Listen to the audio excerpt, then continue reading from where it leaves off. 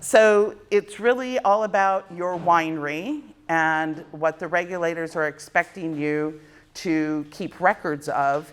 And since you've just gone through and harvest, hopefully we haven't gotten you into bad habits already. And if you have, we can correct them right away.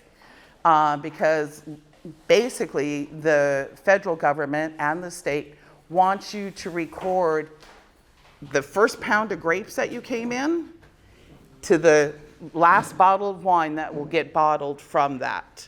So this is your responsibility to make all of these recordings. And they don't care if you keep it on yellow tablet. They don't care if you keep it on napkins. They don't care however you keep it, but you just have to keep it. And so some of you are going to say, well, I'm really small. And it's like, you're right. Maybe you only make 1 barrel of wine, but you're still required to keep all the records. And you also have to have records to back up what you're going to put on the label. So here you're sitting in 2023, maybe it's your first winery harvest, and you have no idea what that label design is even going to look like. But you need to think about that today, because when you bottle in 2025, if you say something like, it was picked under a full moon with mechanical pickers and my dog Rusty helping, that has to be in your cellar records from the very beginning, because the Tax and Trade Bureau also governs your advertising. So you can't make false claims about things that you don't have records to back up. So it seems like a lot of stuff that you need to record in the very beginning before you've even got your mind set up on it. So it's probably better to put more information in there. And then at the end of the day, when you design those labels, you don't necessarily have to put everything that you wanted. And by the way, if you have questions while I'm talking, just, let's put them out there here and now. I'm, again, not going to have any breaks for questions and answers. So this is the 35th year of me teaching this class. It's going to be the last in-person class, and from the future, it'll be a Zoom class.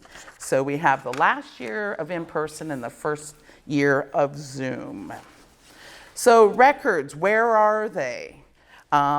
You're supposed to keep your records filed at your place of business, where your license is at. So some of you are this alternating proprietor situation where you're sharing a winery with somebody else, and maybe you have an office at your home or at your tasting room. So if you're not in a position to keep your records at the winery site, then we should ask permission to the Tax and Trade Bureau to have your records someplace else. And we can do that, and they easily approve that, just so then if they show up at your winery site and they ask for your records, then you aren't going to be in a bad position to say, well, my records aren't kept here. Speaking of that, the Tax and Trade Bureau may show up at any time at your place of business and ask to, look at these records. You can't necessarily deny them access. You can say, oh, I'm sorry, I have a doctor's appointment in 10 minutes and I need to run. I was just running out the door. Can we do this on Monday? And hopefully they will cut you some slack and say, yeah, that's fine. But they do have the right to show up unannounced and ask to look at these records. So it's also a good plan not to wait till between December and New Year's and do all your record keeping. It's best to keep them daily, weekly, sit down on Saturday and put things together if you can't do it daily. So records must be available for inspection and copying by government agencies during normal business hours. If you're not always at the winery site and you have a secretary or a personal assistant, they should be aware of that, because you don't want them to say, no, my boss isn't here. You can't touch anything. They need to know what the rules are, and they need to know where those records are kept so they could access them for the Tax and Trade Bureau. Has that really ever happened in my life for any of my clients?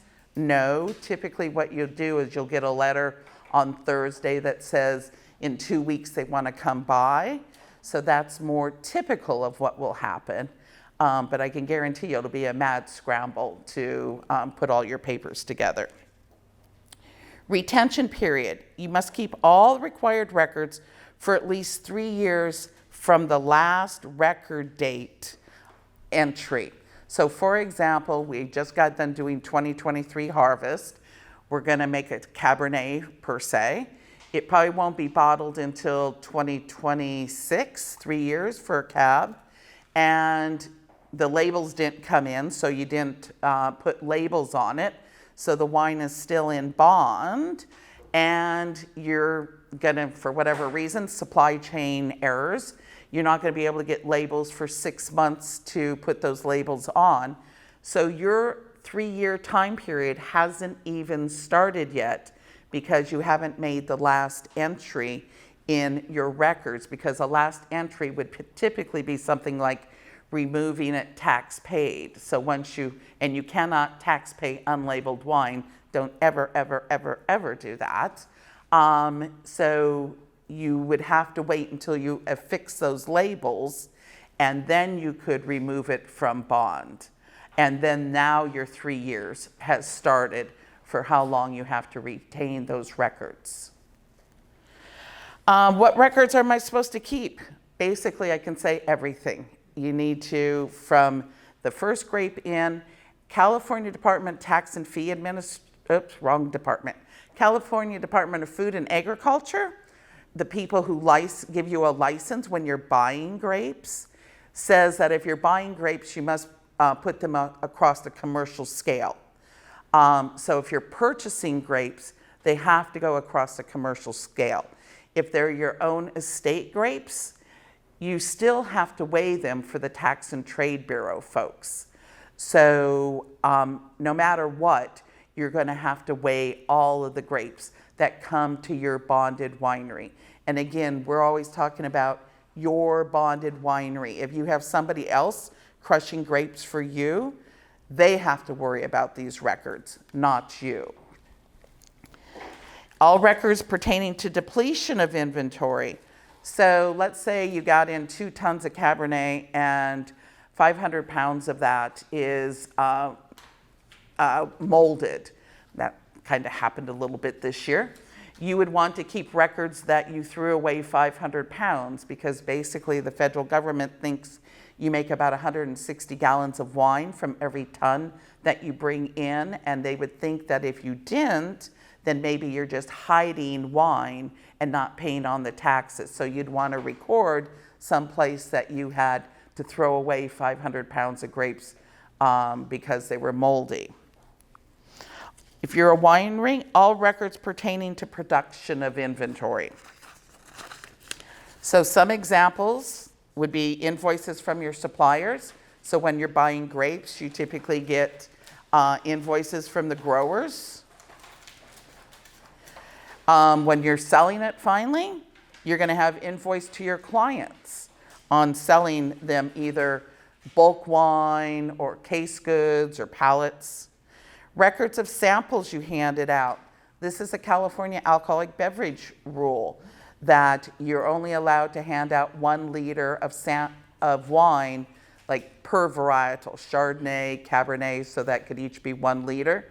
So if you go to the local Big John's grocery store and entice them to buy some of your wine, you can't leave them with 6 bottles and ask them to sample it.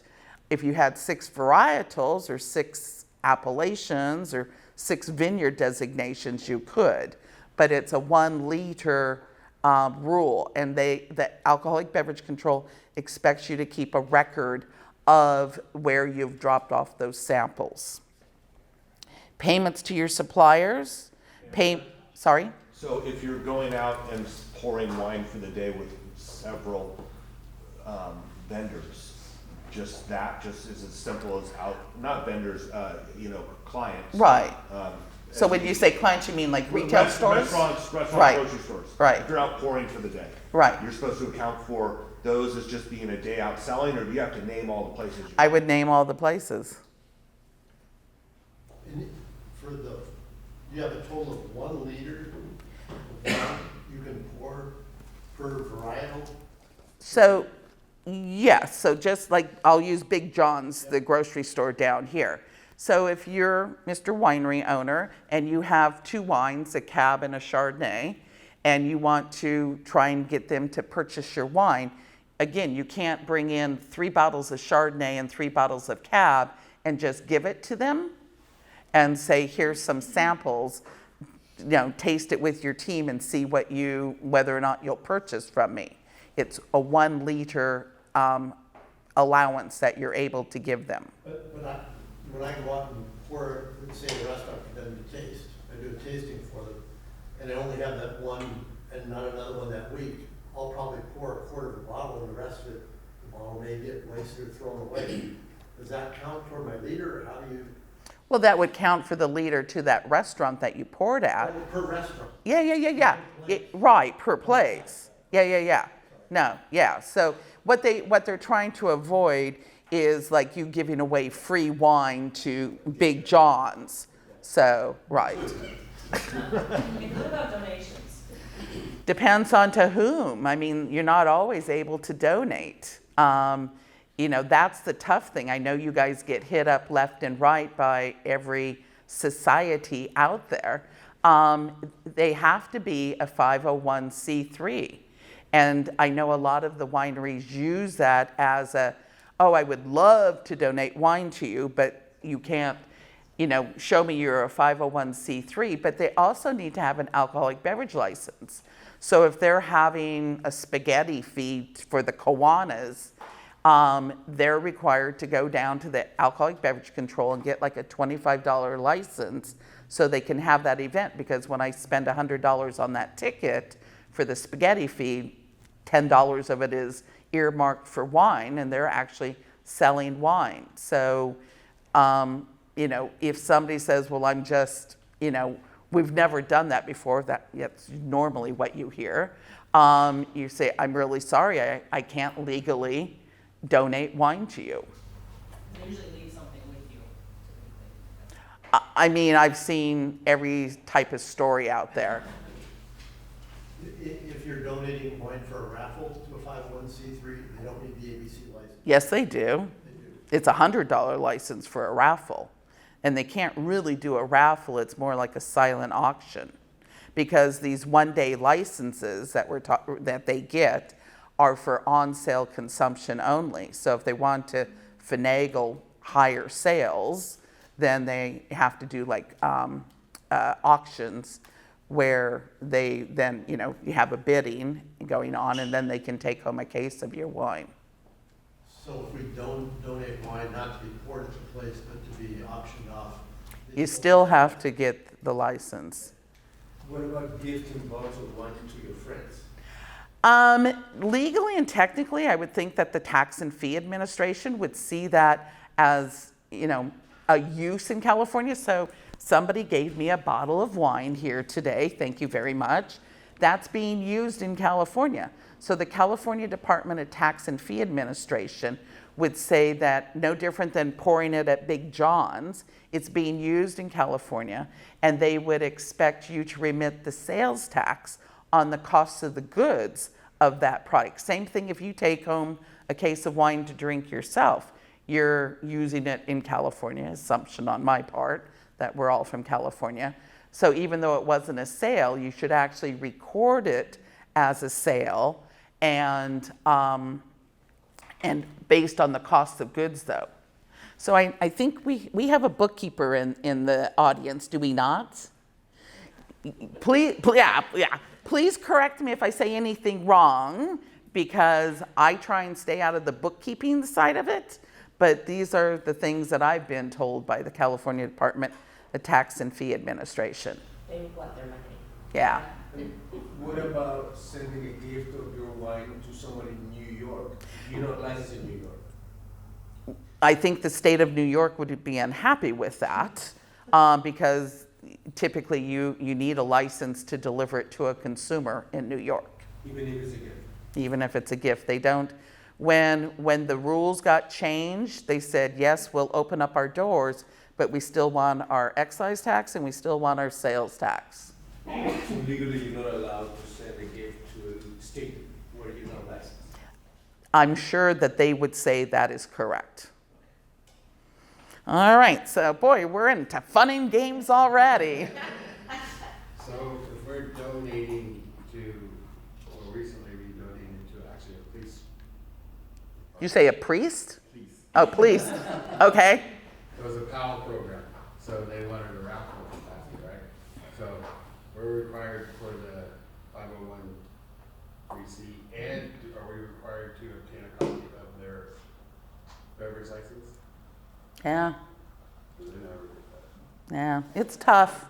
I mean, so many of these nonprofits don't have a clue about getting these additional ABC licenses, and you'll hear, we've never done that. We've done this auction for 35 years, and why are you being so mean to me?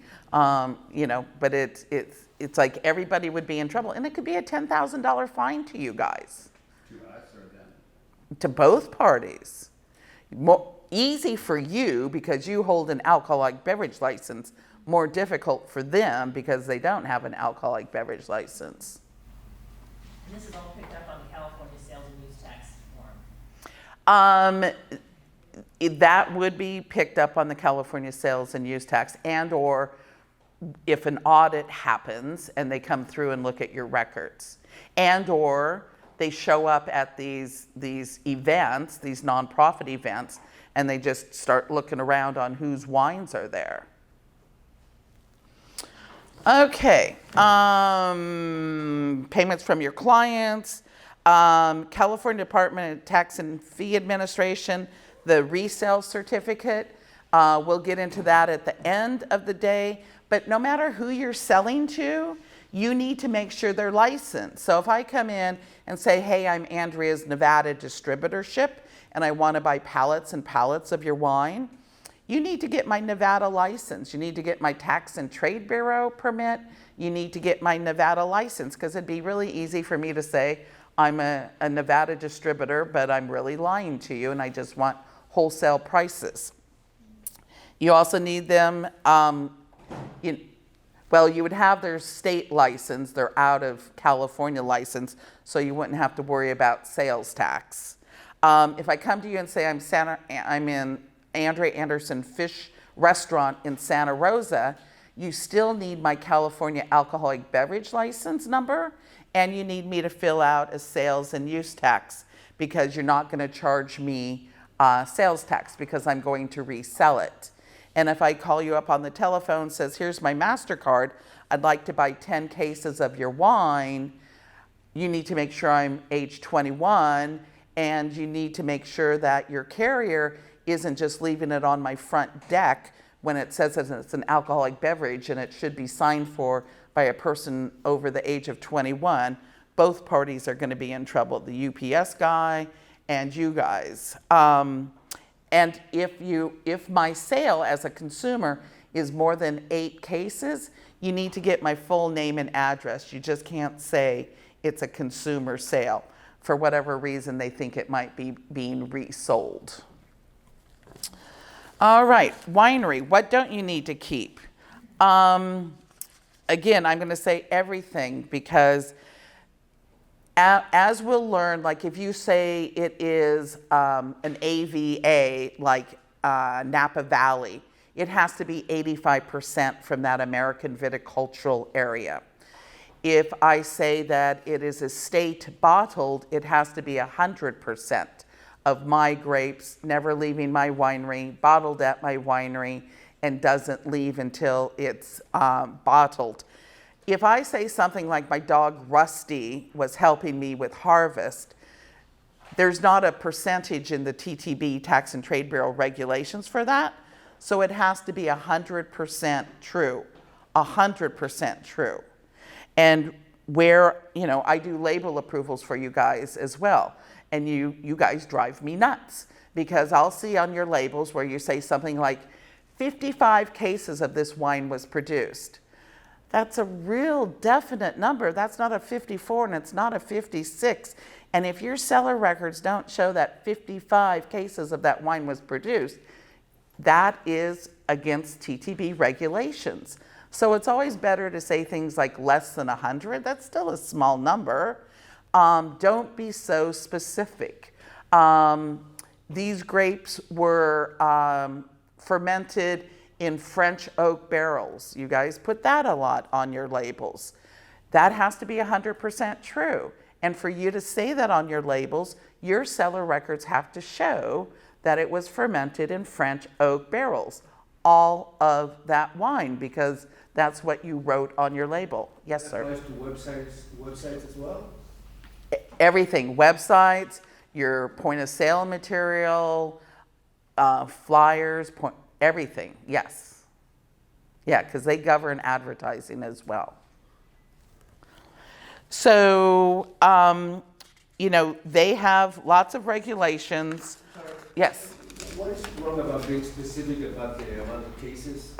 Well, typically, by the time you get labels produced, you don't necessarily know that 55 cases of that wine was produced.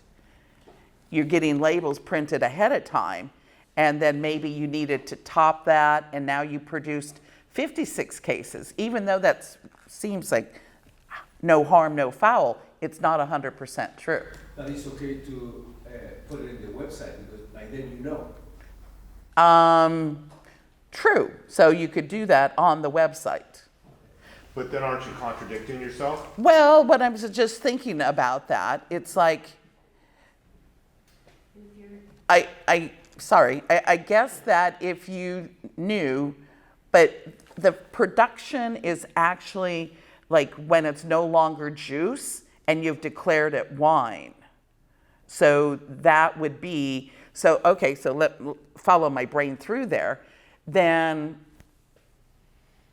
well, I guess if you say produced versus bottled,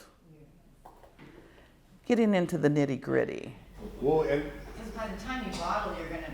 you would have losses. Less than what you produced, and you would have tracked those losses. But again, if it was in your cellar records that you had produced 55, that would be true. will you go through during this about when you have produced your wine? Like Yeah, because the rules have changed, but they've been now the same for quite a while. Any other questions? You're dying to ask a question? Is your head about to explode? Geez, and it's only like 11:30. All right, so receipt records. So again, would be thinking about your weigh tags, your grapes coming in, the date they came in, origin of the grapes, who were they purchased from, location of the vineyard, weigh certificates or similar receipt documents. So Jeannie Phillips Screaming Eagle Winery was actually the first winery. Anybody heard of Screaming Eagle? Oh, good. First winery that I got to bond when I opened up my business. And she literally would stand on a bathroom scale and weigh her grapes because they were hers on her estate vineyard. But because the TTB requires them to be weighed and she wasn't taking them off site, she literally would stand with a lug of grapes on the bathroom scale, weigh them, and then dump them and weigh the next one. So again, we've just gone through harvest. If you're sitting here going, oh crap, I didn't have weigh tags, start standing on a bathroom scale and making up some numbers. Grower field tags, trucking documents. I sort of bring that up because we will talk about the FDA regulations. Tax and Trade Bureau is one set of records. And if you're not selling like 51% of your wine to consumers, if you're bottling up and selling more to distributors, then FDA regulations kick in for you. Quantity of grapes received, chemistry of grapes, Brix, acidity, pH, and alcohol. So label claims, these grapes were hand-picked, the vineyard is dry farmed. Any of the many things that you guys elaborate and talk about on your labels all has to be in your cellar records. A portion of the profits from the sale of this wine benefit the XYZ Scholarship Fund. Don't say something unless it's not true. You can get in big trouble for that. Weighmaster certificate. How many of you are your own weighmasters? So a couple of you have your own scales that you have. So be good to your neighbor if you're weighing grapes for others, because there's a couple examples of bad weigh tags in here. And I know during harvest it's crazy. You're just happy to get one truck on and another truck off and then hop off the tractor and get into the winery and crush those grapes. Don't just say that they're red grapes, because if you just say they're red grapes, that's all that's going to be in that bottle of wine. You need to be specific. And if you're the grower who's sending the truck driver off to the scales to get weighed, it might be a good thing to hand them a document that says what you want to go on the weigh tag, so that the weighmaster actually knows what to put on there. Again, vineyard, appellation, variety, any of the particulars that you're going to want to advertise on your label. So page 12 has a perfect example of a weigh tag. I got this actually off of the California website, although it is lettuce.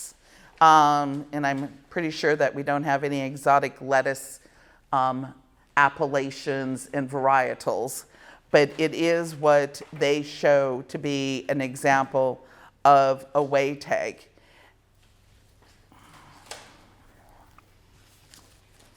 All right, crush records. So I know any vessel that is over 100 gallons must have markings on it. So I know some of you are fermenting away in the picking bins, those half-ton picking bins. So if that could have 100 gallons of liquid in there, you need to number them. 1, 2, Mickey Mouse, Donald Duck, ABC, whatever you want, because your cellar records would have to show that you're fermenting the Merlot in T-bin 1 and T-bin 2. And when you transfer those T-bins into a tank, you need to actually say which tank they go into, not just goes into a tank. Goes into tank number 101. So these vessels over 100 gallons must have some distinct marking, must have an F if you use them for fermentation, and an S if you use them for storage, and they of course can have both. And they have to have the calibrated gallons. So you have to somehow meter them, and have those calibrated gallons on these vessels. Most barrels are under 100 gallons, so you don't have to worry about the barrels. Yes? So barrels don't have to be numbered? If it's more than 100 gallons, if the barrel is larger than 100 gallons, then yes. But most of them are like 65, 55, so no. And so when you say a tank is calibrated, is it good enough just to go 8.3 gallons per inch? No, you actually need to say 2,312. Total gallons, and then put how much? Okay. Got Yeah. it. Thank you. So the regulations for the Tax and Trade Bureau say that it has to have the marking, somehow numbering, F and S, and the calibrated gallons. And you can get you should have on the premises your calibration charts, and you can usually get those from the manufacturers. Movements between tanks or vessels, pressed in from tank 12 to tank 13. So many times I look at your guys' cellar records and you just say, transfer it to another tank. Not according to the Tax and Trade Bureau. So page 14 talks about all of those things that we just did. Percentage of varietal, if you're mixing varietals, they either have to be 75 or 85, depending on the appellation that you're using. I would highly suggest doing the math before you mix the varietals together, because what if your wine is right on the cusp You don't want to add in a barrel of Merlot if it now is going to put it down to 74% Merlot.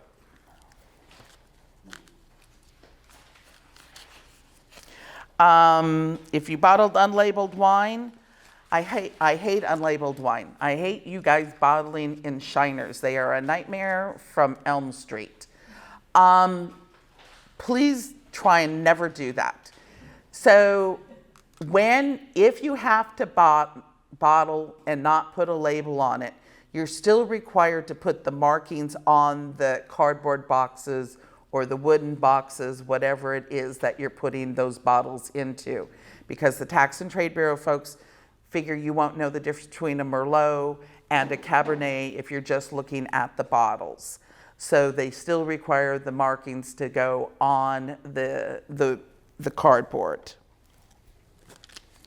And if you transfer those unlabeled wines around, you're still required to have a label approval on premises that could work for those wines.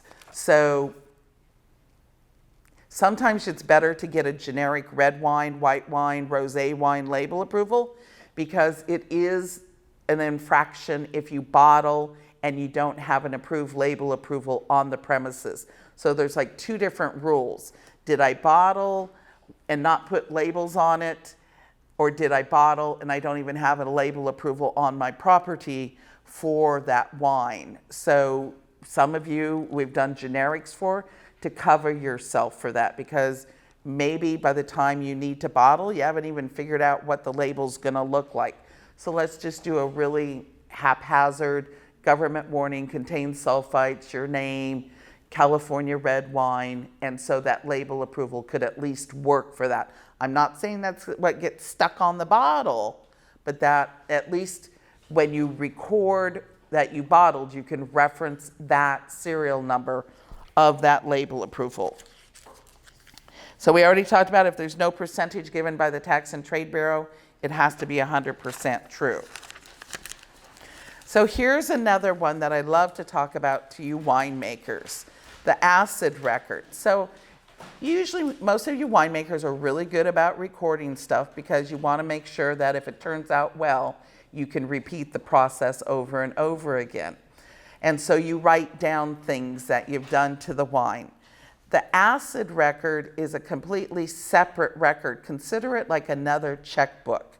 So if you buy 100 pounds of acid and your neighbor winery comes over and asks you for a cup of it, you have to record that you gave a cup away to the neighbor winery, because there are regulations on how much acid you can use in your wine.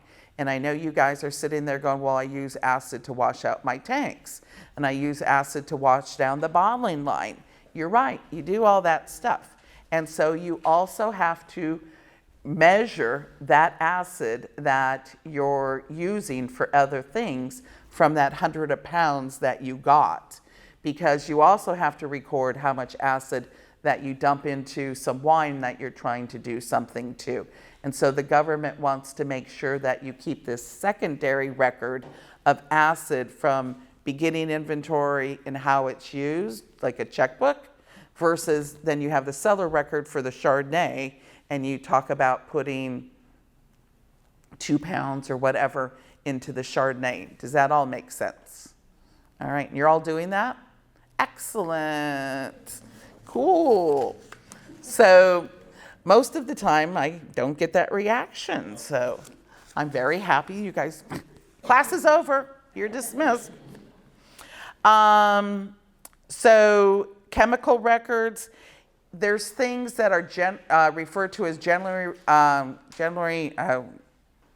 what is the acronym? Generally recognized as safe, that there isn't limitations on, but like copper, even egg whites, has limitations on how much you can put in the wine.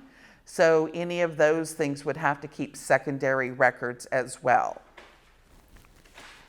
So, in the situation where you're in maybe a custom crush place, or maybe you're a guest and there's several wineries in there. I've just figured out who you are.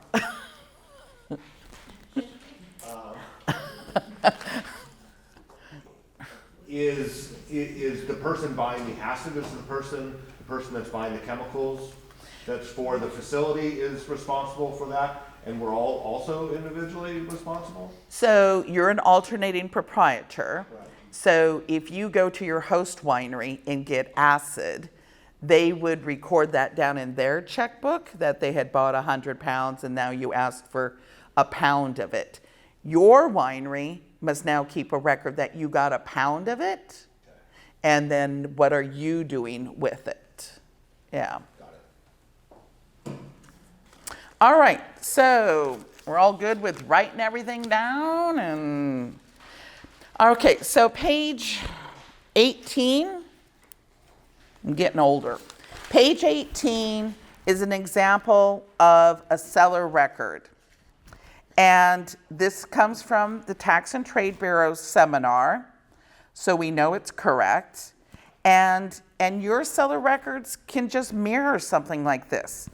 It talks about on September 10th of 2008, they crushed and pressed into tank 116, 100% estate, Sauvignon Blanc Napa Valley, 23.4 tons of 2008, the bricks, the TA, the pH.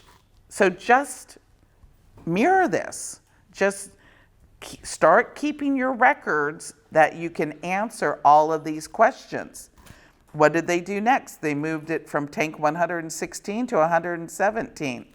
And, what did they do? They added some SO2. So they recorded how much SO2 they put into it. And now on September 12th, they racked.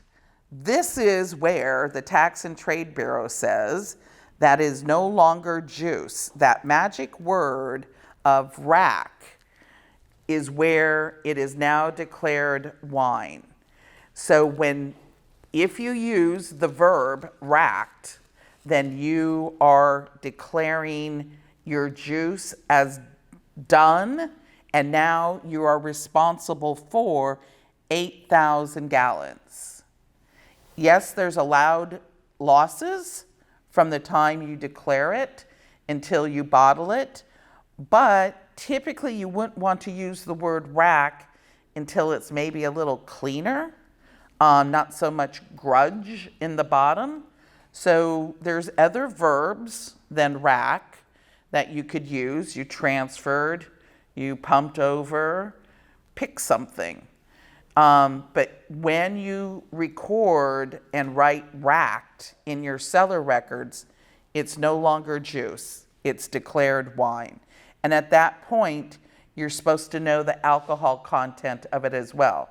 Doesn't mean you have to send a sample off to Vinquery or ETS, but you can have an eboliometer at your winery and test the alcohol. And because in the report that we'll do, there's an under 16 column and an over 16 column. So you need to know which column is your wine going to end up in. Everybody okay with this so far? All right. All right, so it just goes on to tell the story of the life of this wine. They say, which I don't understand why the federal government would have it twice. They have racked on September 12th, but also racked on October 3rd, where now they've actually, and you do have to put this in your records. You have to say declared wine, no longer juice. Just use some terminology that makes it a statement that you're acknowledging it is now wine, no longer juice.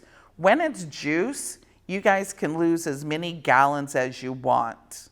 But once it's produced, you're only allowed to lose 6%. So in theory, from October 3rd, when they've declared it wine, they could lose 6% of these 7,504 gallons without the government batting an eye. Now, if they did lose more than 6%, maybe they just don't have very good air conditioning or humidity in the winery, and so they are going to have some excess losses. If that happens, all we have to do is write a letter to the Tax and Trade Bureau acknowledging why we had the excess losses, and so they don't ding you for taxes. That's what it's all about, is taxes. Everybody okay here still? So at the point that it's declared wine, they're acknowledging it's 14.0% alcohol. They're doing the total acid again, the SO2, the pH. And they continue to write everything down on what happens to this wine. And if we look at the last entry, so they're bottling this. So they bottled 3,729 cases of 750 ml. It's important to put the bottle size. What if you're bottling 500 mLs? Or what if you're bottling some 500 mLs and some 750s and some 3 liters? You would need to write all of those quantities down. And they have bottled a total of 8,865.8 gallons. Off on the right, you see the cola. They're not talking about Pepsi there. They're talking about the certificate of label approval. So that certificate of label approval is their serial number 0701 that would work for the bottling that they did on February 2nd. I have a question for you. Yes, sir. If in your cellar records, while it's still in the tank, you happen to write down that the fermentation was complete, are you then declaring that as wine? Have we used the word racked? We have not. Since the government is actually, because typically you guys all rack your wine. I know sometimes Chardonnay doesn't get racked until like right before bottling. And so then it would stay as juice up until that point that you actually rack it. So rack is the one word, even though you're... It's dry, yeah. Okay, thank you. Yeah, I can't remember what the rule used to be. It was more when it was dry is what they said previously. Any old winemakers here? Yes, sorry, didn't mean that way. It's a fact. It was dry because, remember, there was always a rush to rack right after dry because they always wanted to declare before the end of the year. Right, at the end of the year. And there was something like something sugar too, like 0.2 or something. I actually pray for a stuck fermentation for all of you. Every night I go to get on my knees and I say, please, Lord, let them have a stuck fermentation. The reason I do that is because it's good to have a declare some wine before the end of the year, but it's also a great idea to drag a barrel or two into the first of the next year, because what if you get an opportunity to go to Tahiti during harvest and you just decide to, I'm not doing harvest in 2024. Since you've drugged those 2 stuck fermentation barrels into 2024 and declare them wine on the 7th of January, you've now produced wine on both sides of the calendar. And the federal government's going to be happy with you. The state of California is going to be happy for you. And you can go to Tahiti and have a year off without making wine. So I do always pray for a stuck fermentation. Doesn't hurt to have that. Oh, okay, here's another one. I pick on you winemakers profusely. So tell me what a fill test is. Not an old timer. How about, what's a fill test? Oop, we're gonna have to cut that out of the video. Isn't it when you test you fill your bottles and you have to test so that you're within a certain Right. range? So if you look at the bottom of page 18, the very last entry they talk about says fill, 751, 750, 751, 749. So as the bottles are coming off the bottling line, they're grabbing, the first sample was 751. So the rule is you're supposed to have as many overfills as underfills. 751 isn't bad, but imagine the Tax and Trade Bureau folks, if you filled everything at 751, they're going to lose a whole 1 mil if you did that for 12,000 bottles. So then they calibrated the bottling line and got the result of 750, and they should have written down the times that they took those tests. And then the next test was 751, and the next test was 749. So if anybody bottled in 2023 and you're not sure where you wrote those fill tests down, go back to your little office and write those fill tests down. If you bottled at your winery. If you had somebody else bottle for you, that's their responsibility. So I have to tell a joke on myself. I worked at Sonoma Vineyards, was one of my first winery jobs, and the bottling line was downstairs, and I've watched that contraption that had like these needles that go down into the bottles, and and I did all the label approvals, and I always typed on the label approvals, net contents blown into containers. Well, of course, I watched that machine. That metal thing went down into the bottles, and the wine came out of it, and it went into. I had no idea they were talking about that was on the bottle. That was part of the etching. And speaking of that, nowadays some of you are buying European glass where it says 7,500 CL. That's not the required statement for USA wines. It has to be 750 ml. So sorry? Came out those. Was that your outside voice? Anyway, so we all learn in this industry. So page 19 is just another example of a seller record. Again, pick and choose what you want to do. I don't care. You can keep 12 different binders if you want to. Just keep the information. Napkins, yellow pads. So this one, Cat's Meow Winery, you'll see that that's the name of my winery that I've picked. So Cat's Meow Winery did a harvest, and we got 61.4 tons, and we got some Chardonnay. So again, these are just examples, so you are knowing. This one goes over 2 years, because sometimes your wine won't get bottled in the same year. In the second year, you're allowed to lose 3%. So we'll go back to that Cabernet Sauvignon example. So when it was declared wine October 3rd, between October 3rd and 12/31, you could lose 6% without the federal government batting an eye twice. The next year, you're only allowed to lose 3%. And the following year, and even the following year when you go to bottle it, 3%. Those are the allowed losses, but if you have excess, we can deal with that. Okay, report filing dates. I know you're all anxious to get this report filed. I'm anxious to file it for you. If you're less than 20,000 gallons of bonded wine at your winery, and if you have less than $1,000 worth of federal excise tax money due, which is basically the tax rate if you produce the wine yourself is 7 cents. If you just buy bulk wine and bottle it, it's $1.07.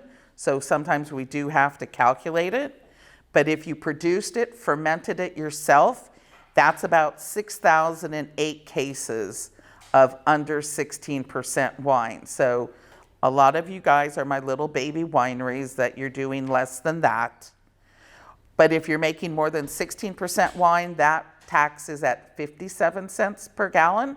So that eats up more of that $1,000. So that's only $737 in case production.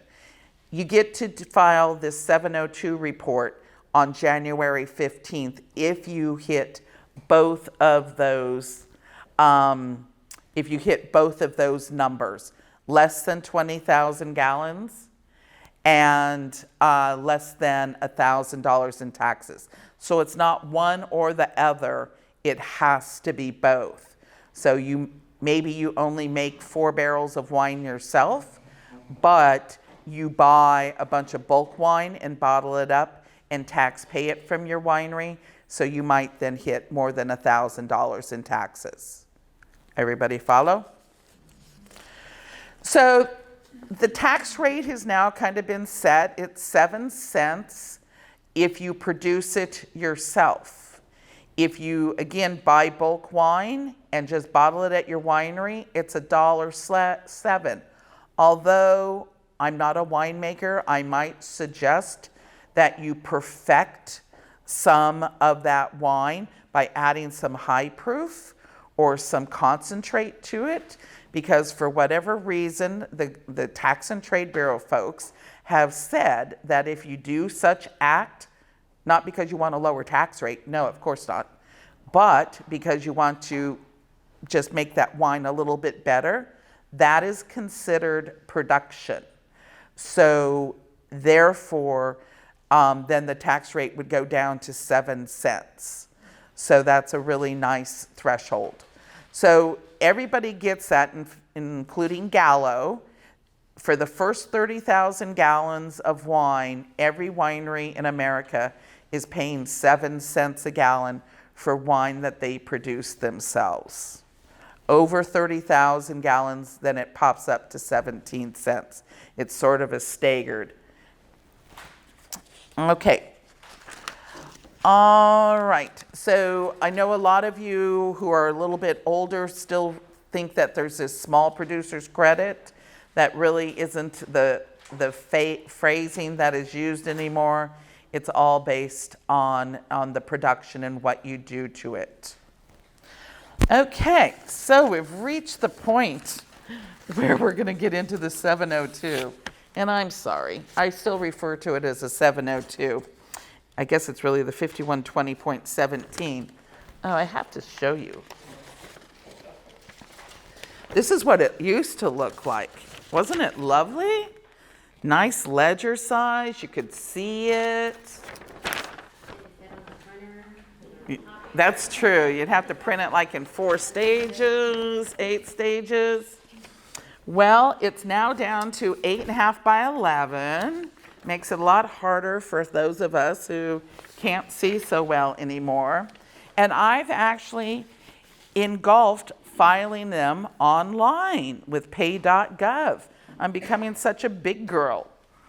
So, and I'll do this for you guys, or you might want to do it for yourselves. I won't argue the point if you want to do it yourselves, although I'm always happy to look it over.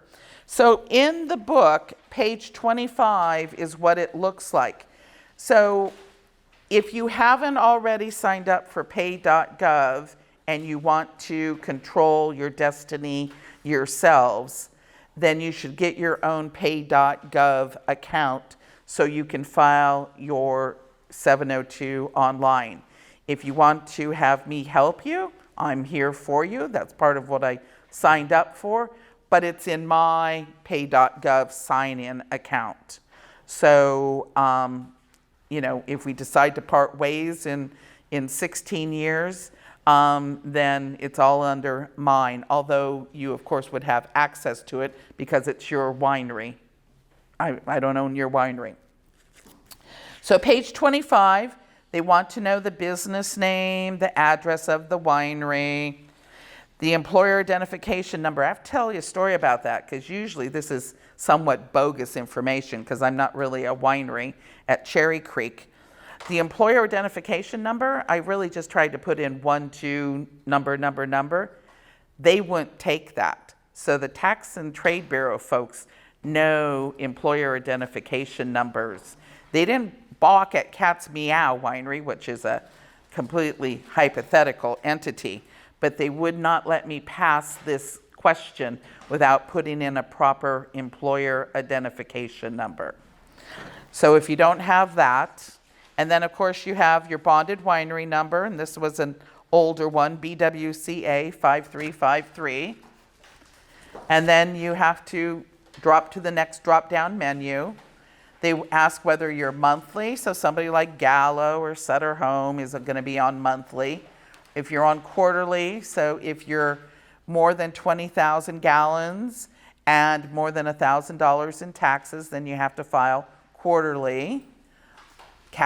Little Cat's Meow is yearly. This was 2022 because I couldn't file it for 2023 because it also knows that the year's not over. Report type is an original. Hopefully we never have to file an amended, or once in a while I do file finals. And then you drop down to the next menu. Well, actually it's going to start on the back. So as odd as it is, and you can look at your little handout, on the back is really where the life of your wine starts. So I did a couple things so we could have lots of action going on in your 702, so you could see lots of examples. So in this example, I wanted to receive some high proof. So under part 3, summary of distilled spirits, I said that I got 99 proof gallons of high proof.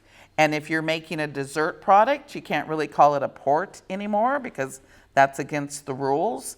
But if you're making a dessert wine, a lot of you will use high proof to sweeten it up. And then I used 10 proof gallons in the dessert wine I made.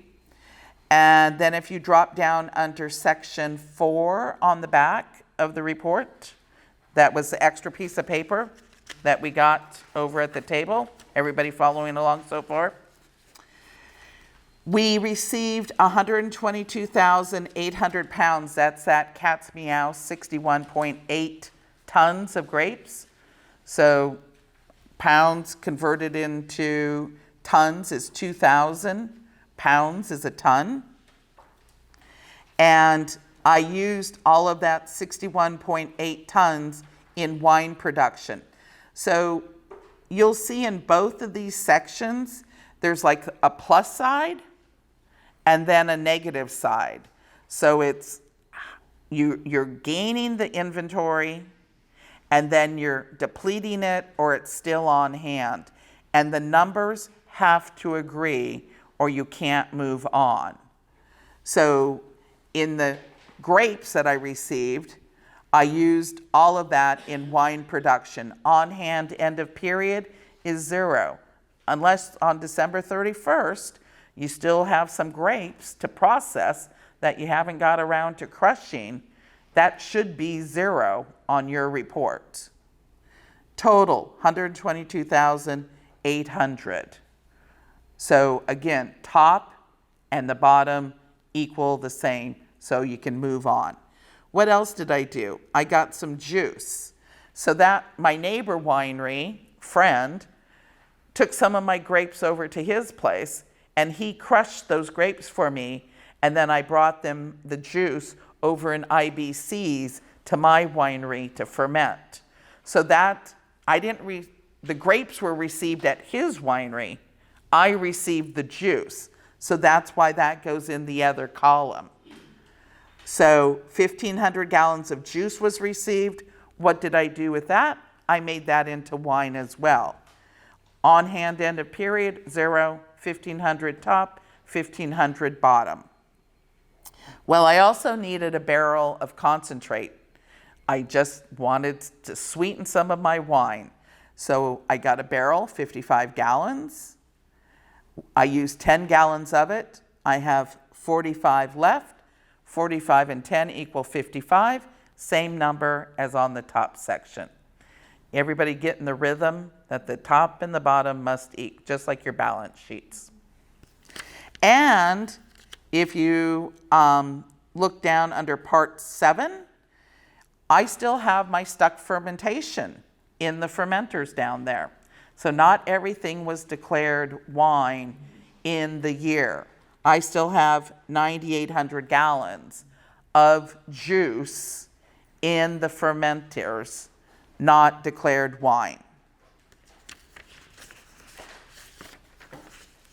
Yes? Can you pray for late harvest instead of stuck fermentation? Okay. Well, no, but late harvest could be picked like on December 15th and you declare it wine by December 31st. I can hold off till January. Keep in mind you want to have production on both sides of the year, or both sides of the calendar. All right, so now we've talked about all of our materials received. Now we move to the front of the 702.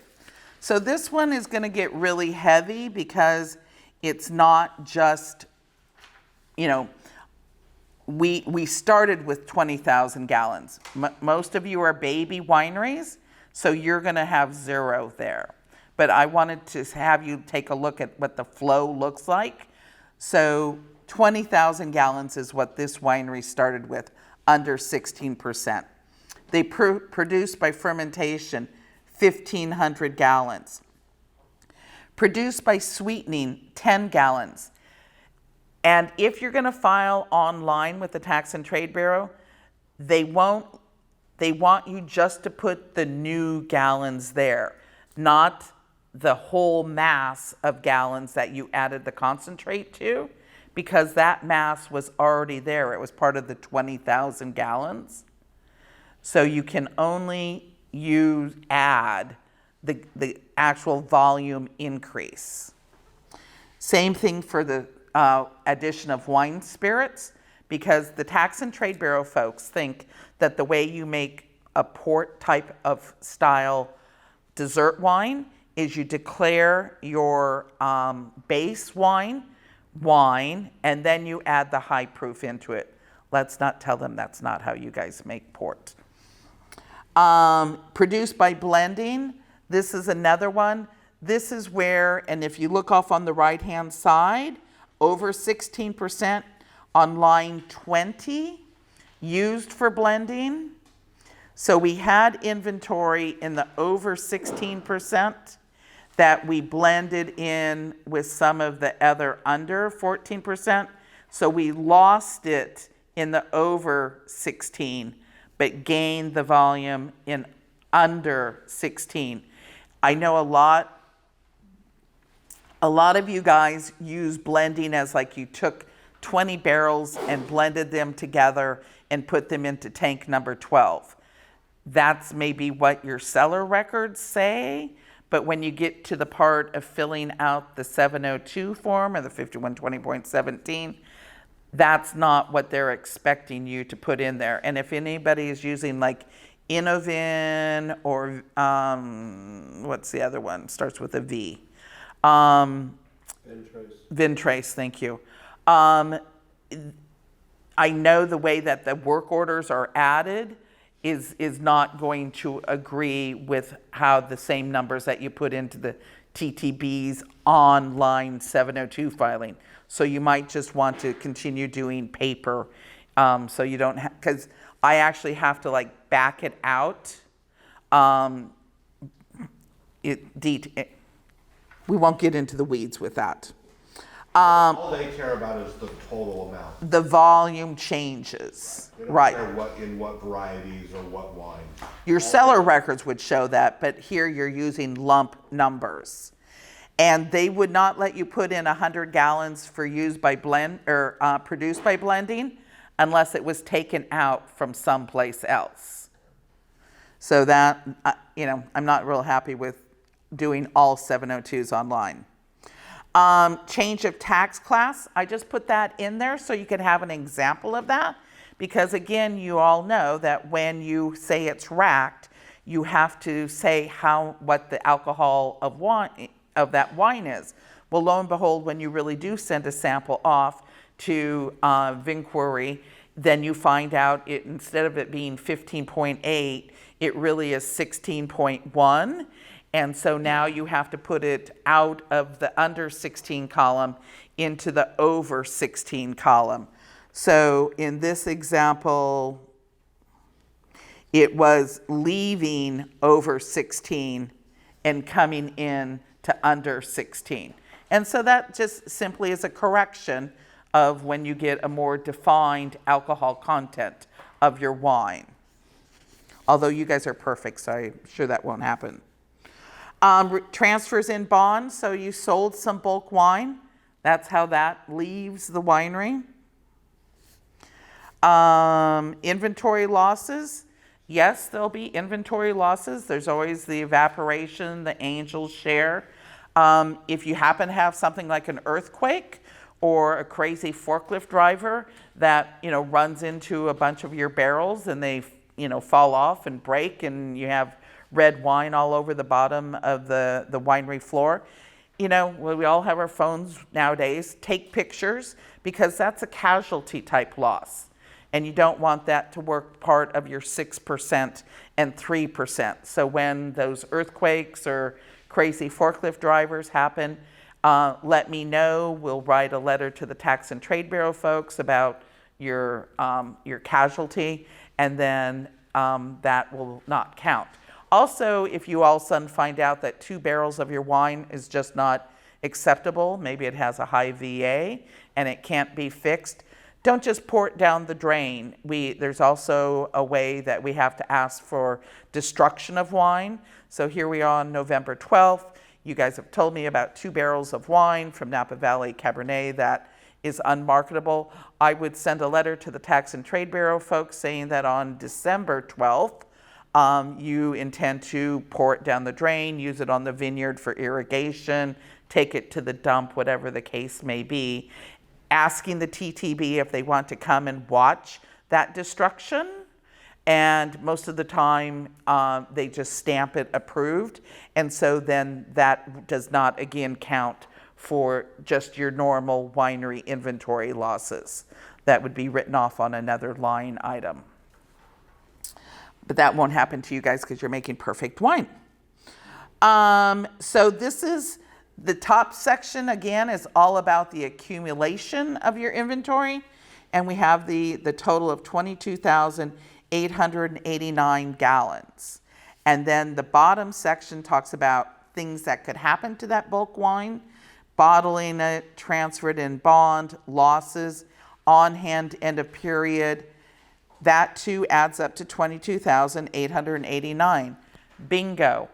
Life is good. That's the way it's supposed to work. If it doesn't come out that way, you don't get to move on. So the bottled was 3,666 gallons. So that has left the bulk wine. The bottom part of this page talks about bottled wine. So if you bottled it from bulk, that same number has to follow through in the bottled section. So you see on hand beginning of period was 48,224 gallons. Now we added to it 3,666. The same number that came out of the bulk section goes down and adds to your bottled section. So we have a total of 51,890 gallons of bottled wine. And I'm not talking about the second column all the time. And then what did we do? Well, we tax paid some of it. We tax paid 2,636 gallons, and on hand end of period is 49,254. Those two added together, 51,880. Again, perfect. The two numbers are the same. Nobody's going to have any fault with your 702 form. Is anybody doing sparkling wine? Okay. So sparkling wine's a little bit different in how it's handled. Sparkling wine all starts out as still wine. And then once you don't put it becomes, I'm missing the mental block. It's not the final cork on it yet, but you've put the bottle cap. But have you put the dosage in it? So we're doing a rustic sparkling, so no dosage. We just crown cap. That's your final closure? It's a pet nap. Crown cap. So, but is the carbonation, I did not bring this note with me. What is it? 2684 there's some magic number on. So yours might not be, it might be not sparkling depending on the amount of carbonation that you've added to it. No carbonation. None added to it. Natural. They bottle it, they cap it before it's finished its primary. Do you know what the carbonation is? I don't. Do you? CO2 for the primary fermentation. Right. But that's the magic of pet nats. It's why they're very difficult to make. Yeah, yeah. So, They only last about 6 months in the bottle. well, the tax is way different, but it's going to depend on what the amount of carbonation is. So if it naturally carbonates, there's nothing added to carbonate it. Right, I'm not sure that it's going to fall into this. Again, it's going to be the carbonation. During lunch break, I'll look up what it is, the point, unless you happen to have it. An extra piece of pizza for somebody who can name what the points per parts per million. Anyway, we'll look it up. So you may or may not have to deal with the sparkling wine column. Okay, so is anybody filing their 702s online? Okay. It wasn't as difficult as I thought it would be. You know, I don't like inventory gains, and you'll notice on these examples, I know that from time to time you guys have inventory gains. It sort of makes you look like you're a bad counter if you have an inventory gain.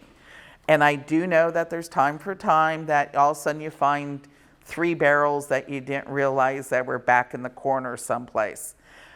But I try and avoid that inventory gain, and I would offset it by the losses if possible, just because I don't like to draw attention to myself or yourselves by having a gain. So that's one thing. December 31st is coming up here shortly. Every one of you wineries are required to walk around your winery and do a physical inventory of all the bonded wine that you have at your winery. And that list would look something like tank number 12 has 2023 Napa Valley Sauvignon Blanc, 5,150 gallons, under 16%. 10 barrels, Sonoma County Merlot, over 16%. 10 58-gallon barrels, because we do have different sizes. 12/31 that you have to do this every year. You have 56 pallets of sparkling wine, California, 12,750s per case. So you don't have to do anything with that. If I do your 702, I'm going to ask you for a copy of that, because it helps me compare it to last year on if all of a sudden some wine is missing. Your accountants are probably going to ask you for that as well, because they want to know how much money that you've gotten tied up in wine. They're going to ask you if you have some of the wine off at other people's places or at warehouses. They're going to want that too. But since this little report is only about your winery, your physical premise, that's the only thing I care about, is what's going on at your winery site. I don't care what side deals you got going on with wineries, in the next county doing stuff for you. Including APs? Well, an AP is your winery. Yeah. So I just care about your little estate winery. And if you don't produce at your winery, you need to put out the form anyway? You do, and keep in mind, and we're going to talk about this later on, the state of California is starting to pay attention to you wineries who are reporting that you're a licensed wine grower and you're not making any wine. It's now going, this year was the last year that you're going to file on paper, but it's become electronic as well. And some of my clients, I filed electronic, and when I said nothing was produced, they wanted an explanation on why nothing was produced. So I become a very creative writer on that. But you're going to be sitting ducks. they're going to be able to just print out all those reports on who said they made no wine and why are you licensed as a winery if you're not making any wine. So you're supposed to be making wine even though small quantity, even though you make it somewhere else. Right. You should, wherever you're licensed at, and there's different rules because the California ABC has a rule that says you're supposed to make 50% of what you sell to California consumers at your licensed premise. They don't want you turning into a bulk wine buyer and labeling up your estate wine and having a website and you're only making 10 gallons of wine in your estate winery. And the TTB as well can take away your bonded winery permit if you're not making wine. And I mean, this county and Napa County, we've all had horrendous stories. There's been fires that kind of screwed up the whole mess. And, you know, I have a client this year who has cancer and is fighting that. So there's some years that there's some really good examples on why you didn't make wine. But just because you decide, that's why I pray for that stuck fermentation going on both sides of the year. So you at least looked like you made wine in both sides. I know there's a question over there. I don't know, maybe it's too particular. In my case, I have AP, right, in Lodi, as well as this new winery in Upton. So I need to file 2 of this? We certainly do. Okay. And I must do something in a new place as well, as you just said. Right. And you might have an excuse because you didn't get bonded until late in the year. If there's some grapes hanging on those vineyards, I would go stomp them this afternoon. Well, maybe tomorrow. So CO2, 0.64. So you guys need to know what your carbonation is to know what the proper tax is and where we record that in. 0.64 per 100 mils ppm. Okay. All right. I did put out extra cookies because sugar never hurts while you're being bored silly. And it'll make the afternoon. I tell you, I'm so disappointed. It's only 3 o'clock, not 4 o'clock. All right, so you all know what your work is at home to record everything that you did this year when it comes to grapes, production of wine, still maybe have some juice in the fermenter, and I doubt if you actually have bottled any 2023, but maybe somebody is doing a rosé. And don't forget, if you need to tap on my shoulder to do some generic white, red, and rosé wine label approval so it's legal for you to bottle. I don't want you to get an infraction. So one of the handouts I put with the binder, it says, what I need to assist you with filling out the 702 or the report of wine premise operations. So this is what you're getting ahead of time. This is like the cheat notes for what I would ask of you right around Christmas time. Most of you have put your vintage to bed and things have quieted down. So we could start working on your 702s because I'm going off to the land down under on December 15th and will be gone until April 11th. So we're doing it, you know, the one positive thing about COVID is it taught us all how to Zoom and do things electronically. So I'm taking advantage and going to go down and be hot during Christmas time. So start filling out these notes ahead of time. Okay, so what are some of the other things that can happen that you no longer will have to keep track of the wine? You're going to transfer it in bond. And this page number 41 is from the Tax and Trade Bureau, so use it as a checklist. So if you ship out some bulk wine to your neighbor winery friend and put all this information on there.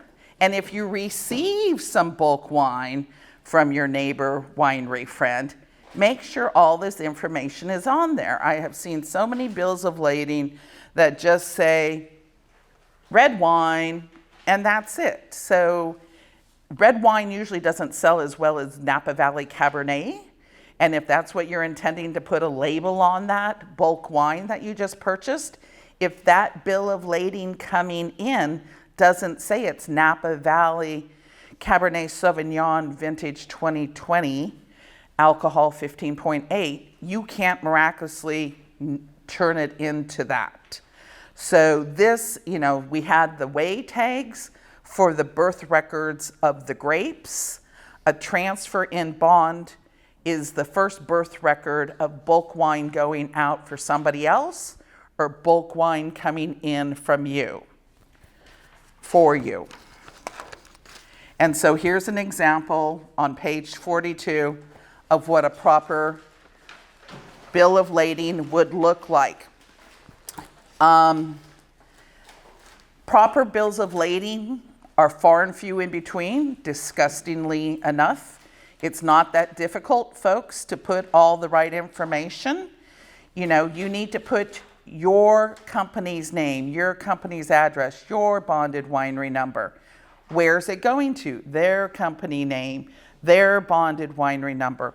And again, you can't transfer it into bond to them if they haven't given you their bonded winery number.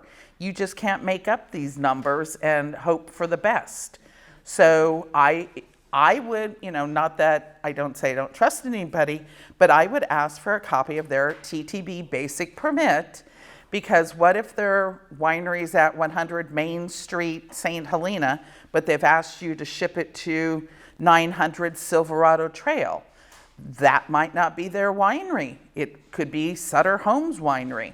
And so you should be transferring it in bond to Sutter Home, even though your customer who's paying you for the wine is somebody else.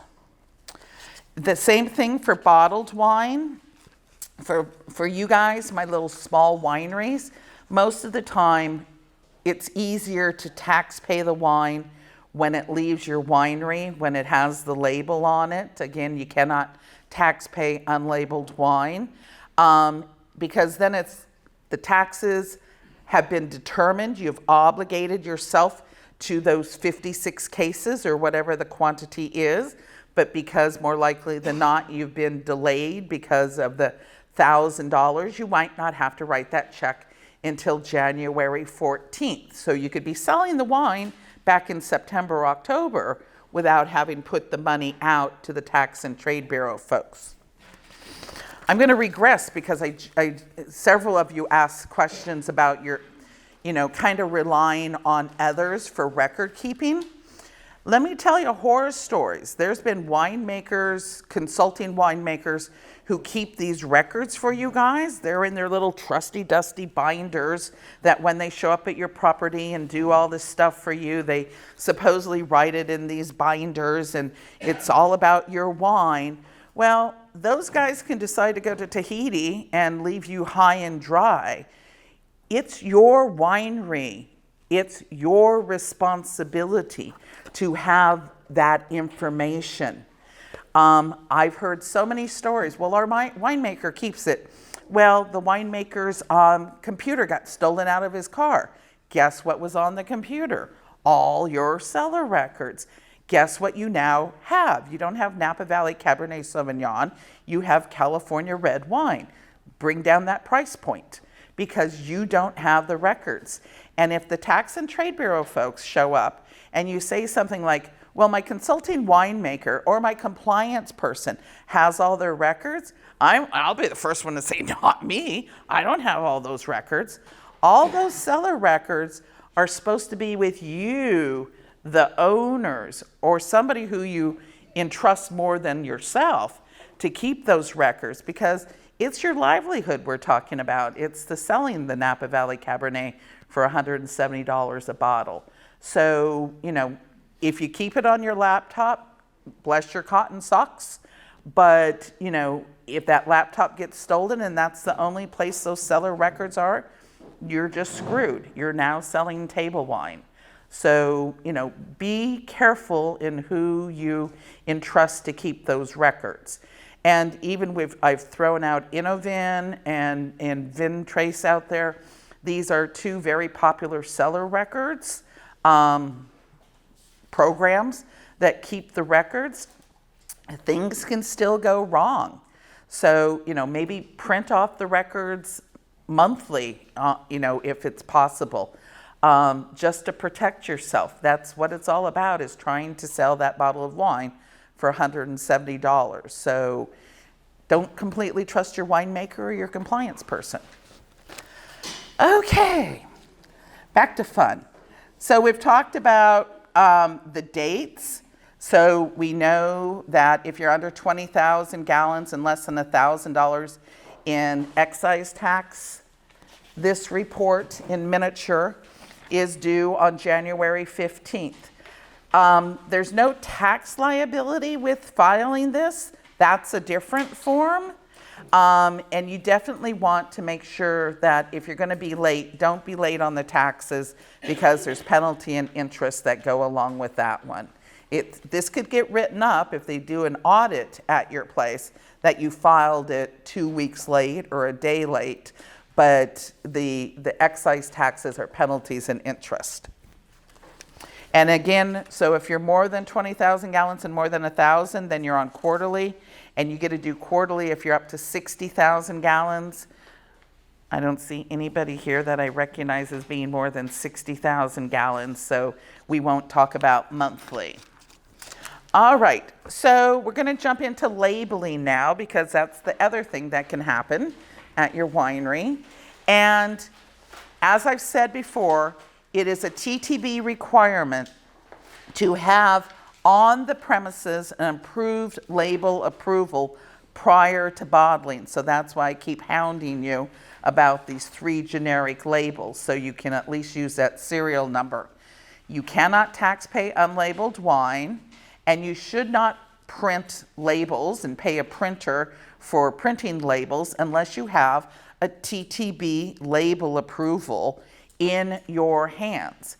And the person who gets the TTB label approval is the winery that physically takes it from bulk wine to bottled wine. So if you make all your wine at your winery, but then you ship it down the street to the other neighboring winery to bottle it for you, then they have to do the label approval. And maybe you use 6 of those facilities to bottle wine for you. Every one of those facilities would need a label approval. So, and they will probably, we all want to advertise our own name on the label. So I would want my label to say bottled by Cat's Meow Winery.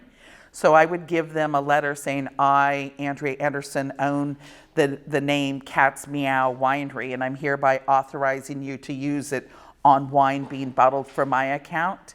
They'll have to take out a fictitious business name saying Robert Mondavi Winery, who's one of my bottlers, is doing business as Cat's Meow Winery, and then they have to publish it, and they have to add it to their TTB basic permit, and they're probably going to charge you about $150 to do all that, because they have to do all that. And you should have a fictitious business name as well, saying you're doing business as Cat's Meow Winery. Well, don't pick that name, because that's my name. You have your own.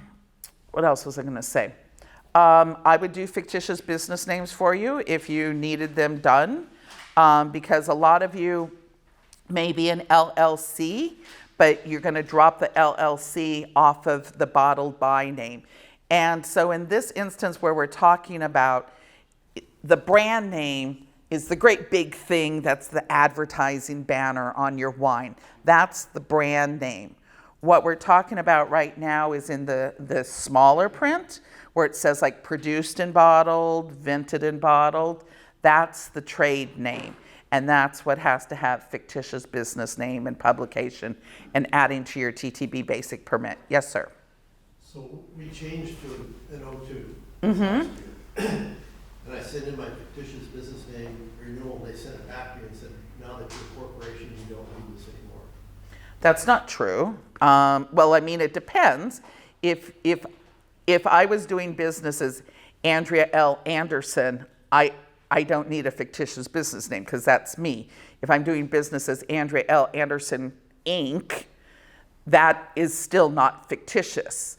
But if I'm saying I'm doing business as Andrea's Winery, that is a fictitious business name. So if we're utilizing our corporate name that we have. With everything, everything, the Inc. and the LLC, What if I went to like Custom Crush and they were gonna, they would have to do all that. Then they would have to do a fictitious. Right. thanks. Mm-hmm. And a quick question on fictitious names. It's a jurisdiction is a county. Is the county, so it's possible that. Covers the entire state and nation, how it works. No, if you were going to bottle at Robert Mondavi in Napa and then bottle here at Rack and Riddle in Healdsburg, we got Napa County versus Sonoma County. So if I had a wine, let's use Kendall Jackson as an example. Kendall Jackson has winery in many counties. So if they want to bottle and it says bottled by Kendall Jackson, assuming that that's not their entity name, then they would have to do fictitious in Lake County, Contra Costa, every county that they're saying bottled by. And they're only good for 5 years. That's a real difficult one to put into your calendar to remember, because all these counties are no longer sending out renewals. So you may be sitting there today going, oh, we did a fictitious business name back in 2008. Well, 8 and 5 is, yeah. So they've expired, and then you have to go through the whole process again. All right. Yes, sir. So for the label approvals, do you get a total new one if you change your UPC? No, TTB does not care about UPC. Yep. So required markings on the containers. So this is talking about your cardboard cases, not, when you're ready to send it out the door. Most of the time you actually put these markings on when you bottle as well. But this is talking about, those cases. So you have to put your name, but it can be a DBA name. It doesn't have to be your corporation or LLC's name. Your bonded winery number, the class and type, the alcohol content, contents of case, and either a serial number or the date of bottling. Most wineries put the bottling date on there. Some of this information comes already from the glass manufacturer. Typically, they would say something like 12/750 ml is on the cardboard box. And then years ago, you guys used to just slap an extra label, your front label, that you would put on the bottle. But since the front label no longer requires the alcohol content to be on there, the alcohol content now can go on any label. That kind of messes up that plan, because the alcohol content is required to be on the cases. So maybe a lot of you use the little Avery labels that put your bonded winery number and the bottling date on there. Then you could probably print on the Avery label the alcohol content. And on this one, it doesn't have to say necessarily 13.9. You could say less than 16, over 16, or sparkling wine or cider, because those are classes as well. All right, so the fictitious business name, we covered that. I made a boo-boo. I had typed trade name, and the bottling name is not, I made a double boo-boo. The bottling name is not the trade name. It is, how do I say that in the right way? The bottling name is the trade name. I said not the trade name, but it is the trade name. I should have said is the trade name. Scratch brand and write is. So again, brand is a great big conspicuous thing like Robert Mondavi, and then it might say bottled by RM Wines. File your fictitious business name in the county where your bonded winery is. You must publish that once filed within 30 days, or you have to go back to the beginning. and then file with the TTB. And of course, I can do that for all you guys. Expires from 5 years. They don't necessarily send out the renewals. When you renew, you don't have to publish. Okay, page 50. This is information for designing your labels on the size of the type, where they can go, the information if you put it on there. So you don't have to do a vintage. You don't necessarily have to put a vintage on your wine. If you do, then it has to be 95%. 85%. 85%. Estate bottled. Anybody trying to claim estate bottled on their wines? It's a little bit tough because from the time the grapes are delivered to the winery and until they're bottled, they can't leave the facility. So you can't send it off for a VA reduction. You can't ship it off to another winery to bottle for you. If you run out of barrel space, you can't ship it off to a warehouse. So from the time the grapes are delivered until the wine is bottled, the wine must be at your bonded winery, and the winery and the vineyards must be in the same AVA. So, and if you're just using a political area like Mendocino County versus Anderson Valley, you can't say estate bottled. It has to be an AVA. Yes, sir. Say estate grown?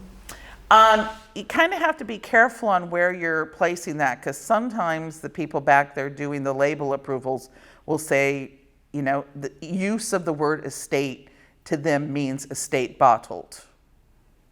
So it depends on who's reviewing your label and how you're writing estate grown in there. So the appellation of origin must be on the front label. So that's one of the things, that's the only two things that have to be on the front label. The appellation of origin, and that can either be the political subdivision, Sonoma County, or Sonoma Valley, AVA, and the varietal. That has to be on the front as well. And brand name is typically, no matter what, you guys always seem to put that on every label, front, back, neck. Oh, if your corks are branded like with your www website or 800 phone number or some great phrase that says, sell more chocolate chip cookies, I don't know. That has to go on the label approval form as well. So anything that's part of the permanent package that gets sold to the customer has to go on the label approval, because, well, instead of you sell more chocolate chip cookies, what if you said my wine's better than Robert Mondavi's? I bet you I'm going to get a cease and desist letter from them. So that you can't say something like that. So that's why the Tax and Trade Bureau wants you to declare also anything, corks, capsules, the whole 9 yards that's part of the package.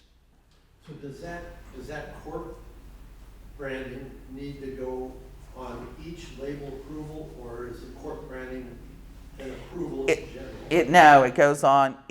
Your label approval is saying these are the 6 things that are on my wine. You know, capsule, cork, shoulder, label, the whole 9 yards.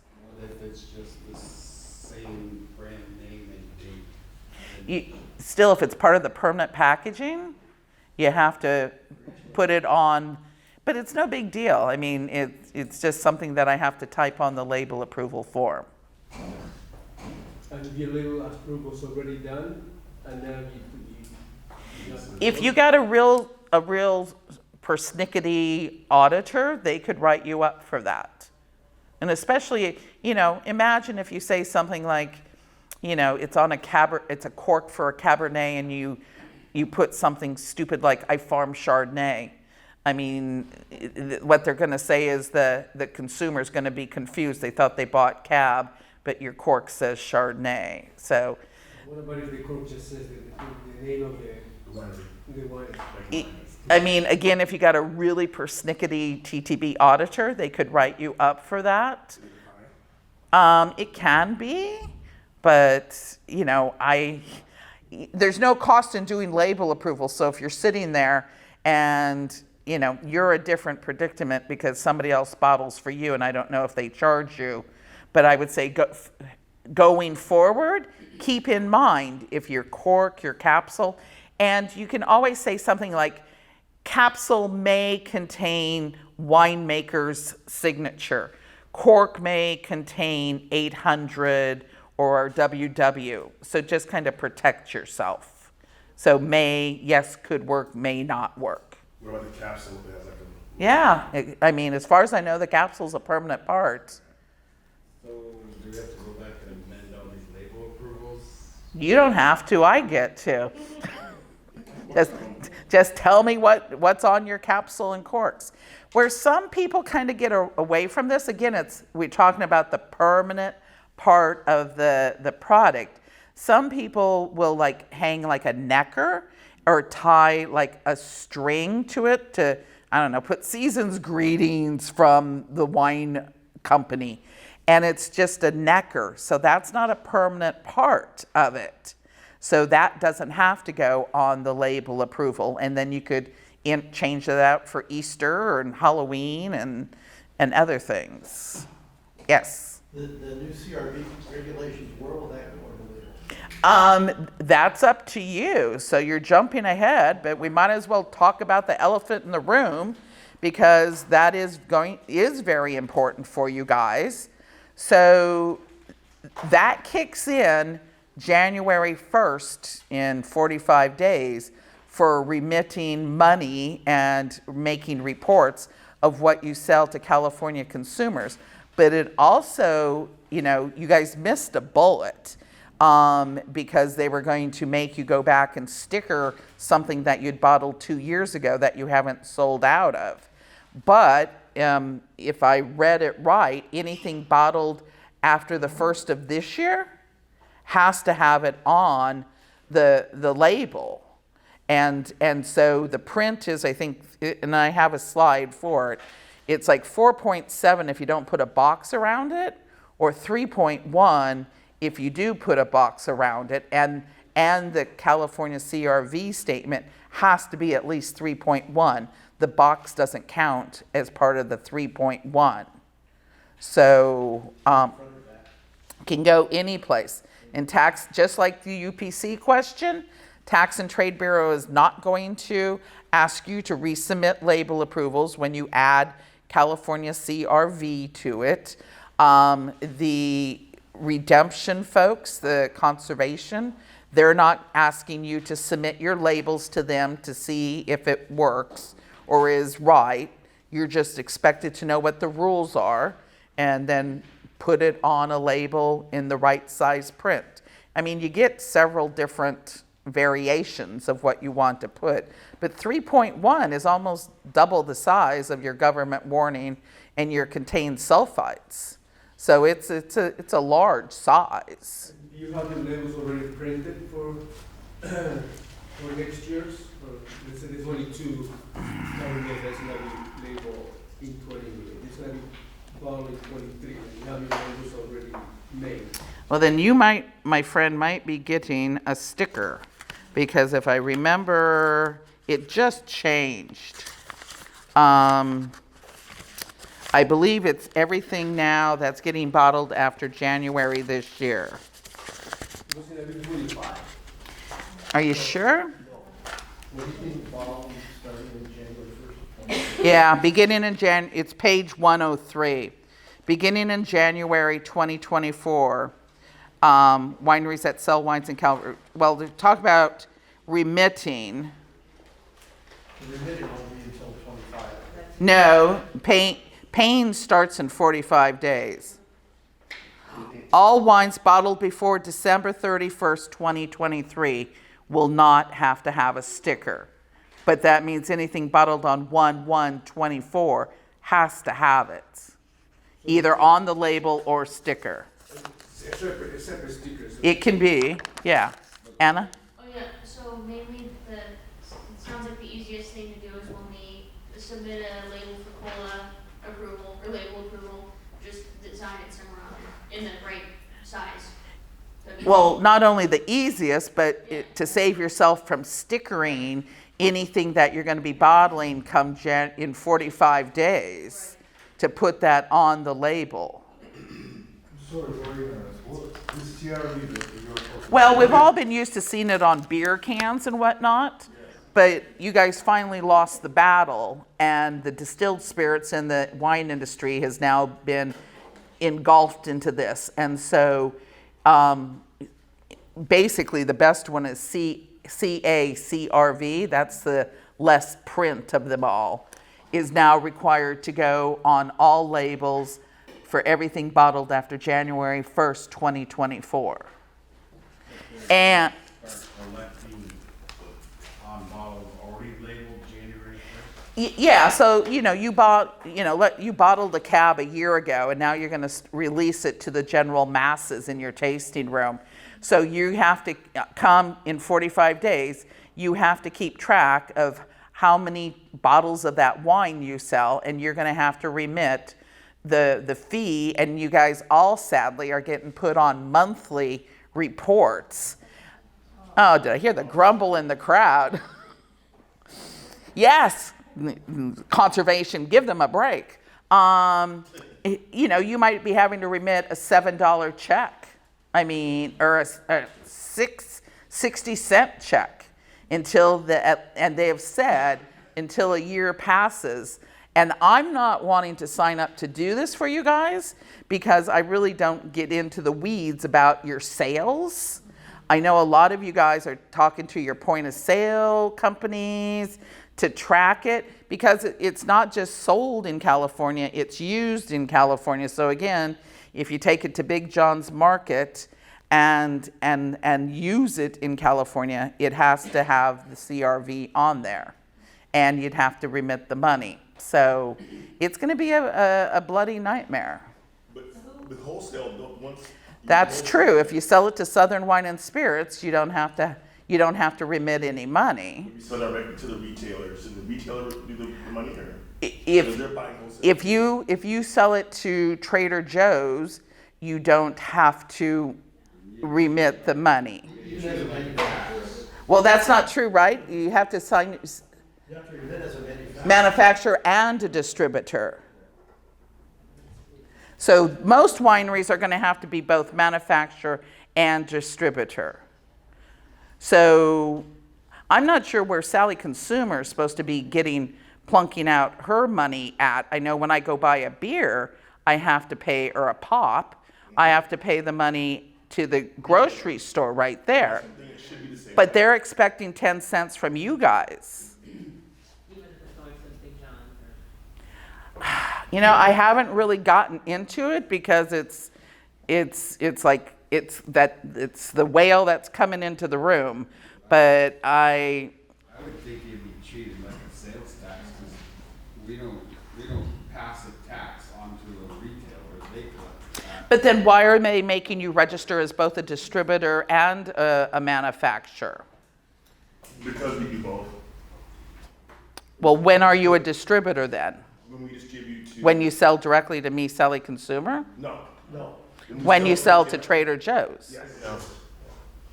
Stay tuned. I'm going to have to get myself brought up to speed on it. And since the class is over, I can stop advertising that. If somebody has all the information, feel free to share. Yes? Are they gonna actually send out information telling us that we're gonna have to be filing? You have to register. You have to register, and I've done some of that online, and it's pretty easy to register. They have admitted they've been inundated with wineries. Imagine how many wineries, and not just wineries, but distilleries, everybody in California. So, I keep hoping that a miracle happens and that they kick it down the road another year or something like that. But so far, January 1st, 2024 is the drop dead date. If I bring a wine in from New York, for instance, New York State, I need to put that on my labels. If you're going to sell it in California, yep.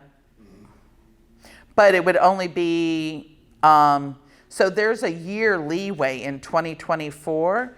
They know that there's wines out there that are bottled up without it. They're still expecting you to remit the money, but they're not expecting you to sticker that stuff.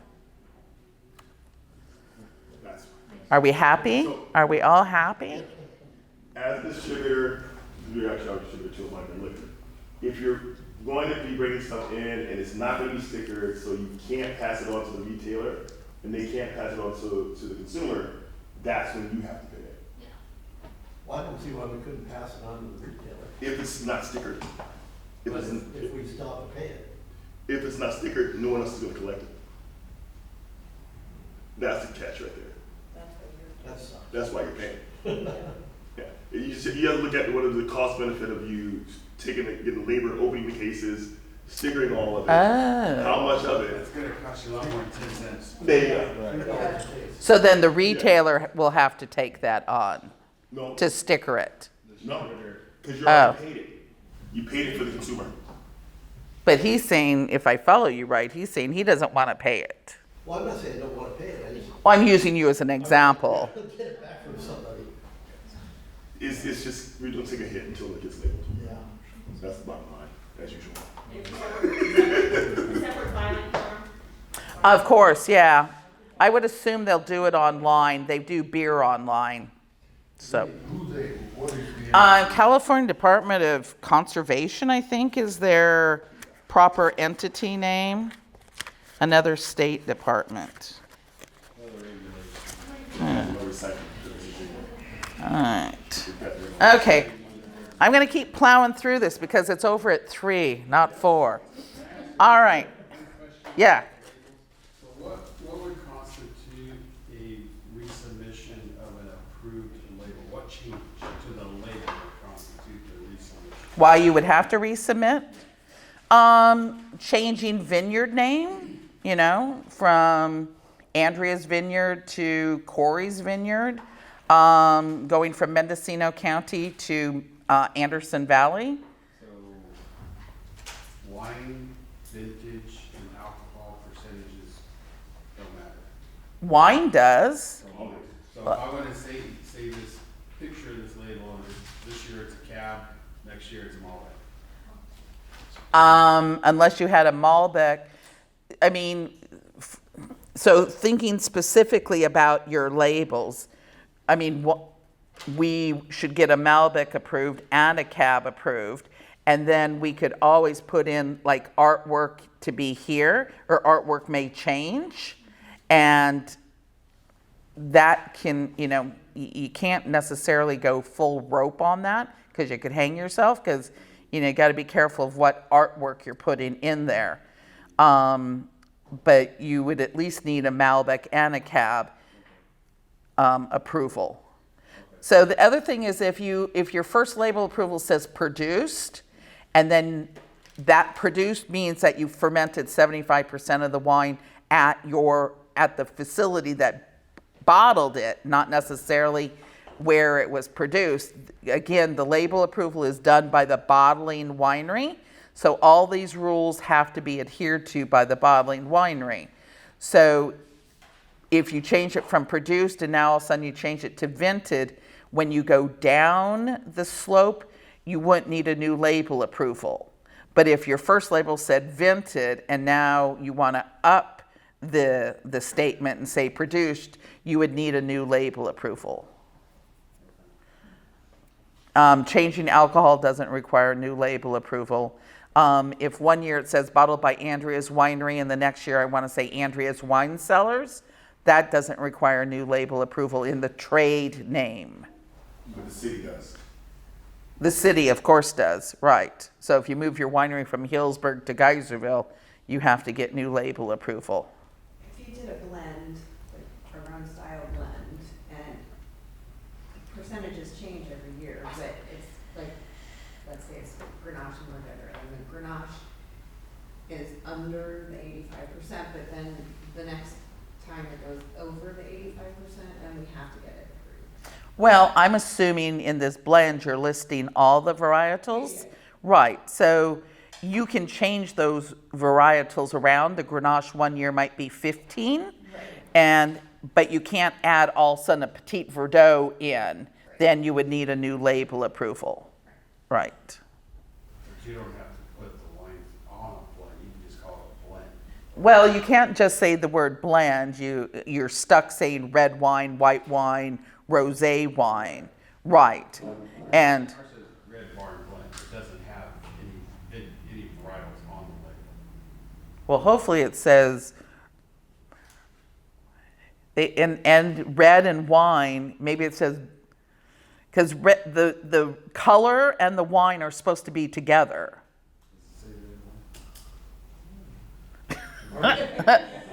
It's approved.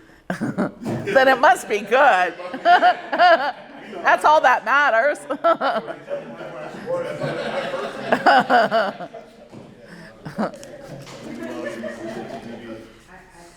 I mean, they've gotten real. TTB's gotten real shitty lately with label approvals. Like, it'll say produced and bottled by Andrea's Winery. And I can't say like produced and bottled by Andrea's Winery in Sonoma County, Cloverdale, California, because that Sonoma County is not on my basic permit. It's always just the city and state. So it'd have to say produced and bottled by Andrea's Winery, Cloverdale, California, Sonoma County. So you shouldn't be able to chop up those designations of generic color and generic wine. All right, so brand name, government warning. It amazes me to no end that I still see printer's proofs come through that government warning is not spelt right and things aren't bolded. I think we've been doing government warnings for about 20 years yet. Why graphic artists who get paid good money can't figure out where to put the commas never ceases to amaze me. Contains sulfites. It does have to be the SULFITE, not the European spelling of it. Is anybody making organic or biodynamic where you're trying to have not contain sulfites on your label? Okay. Keep in mind that there's special rules if you want to do that we have to get like an ETS report, give it to the TTB, and then they have to reanalyze the analysis that ETS does before I can submit the label if you're not wanting to put contain sulfites. Yes? But no added sulfites. Would be the same thing. You'd have to get a lab test, give it to the TTB, they confirm the lab, and then we can submit it with the label approval. Net contents, we talked briefly about that. Some of you are buying European glass, so your bottle actually might say 7,500 CL. That's not what the Tax and Trade Bureau expects you to have in your glass, and if you don't have it properly in your glass, then it has to go on the label as 750 ml. That's what's required.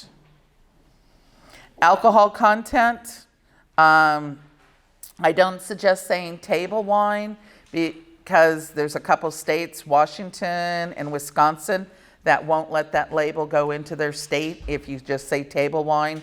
Some people in past years have tried to avoid putting the actual alcohol content if it was under 14 and would say table wine, but I would suggest not. Any questions on labels, guys? If I need to do the barcode, does it need to be on cola approval? No, the barcode does not matter. Or the UPC, or what's the other one, the QR thing? Is it a QR? They don't care about that either. All right, so what's on the front label? Brand name, varietal, appellation, alcohol content. 2013 is 10 years now that it can go on any label, so you can clean up your labels if you want. Required to be on some other label: alcohol content, bottler's name and address, net content, sulfite declaration, health warning statement, and the California CRV statement.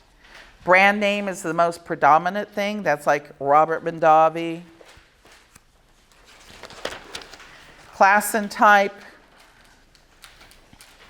The appellation of origin must appear in direct conjunction and in similar type as the varietal. So you can't be like trying to advertise Napa Valley, like Napa Valley in 8mm print, and then put Zinfandel in 2mm print. They won't like that. The alcohol content. So I want to get into this one because it's very confusing. So we've been talking about 16% is a tax rate. So the tax amount you're obligated to pay is based on under 16% or over 16%. But the rules have not changed on the tolerances when you say something like 13.5 on your label. You can't, the number, 16 used to be 14, and they didn't change that when they upped it to 16% in talking about tax obligation.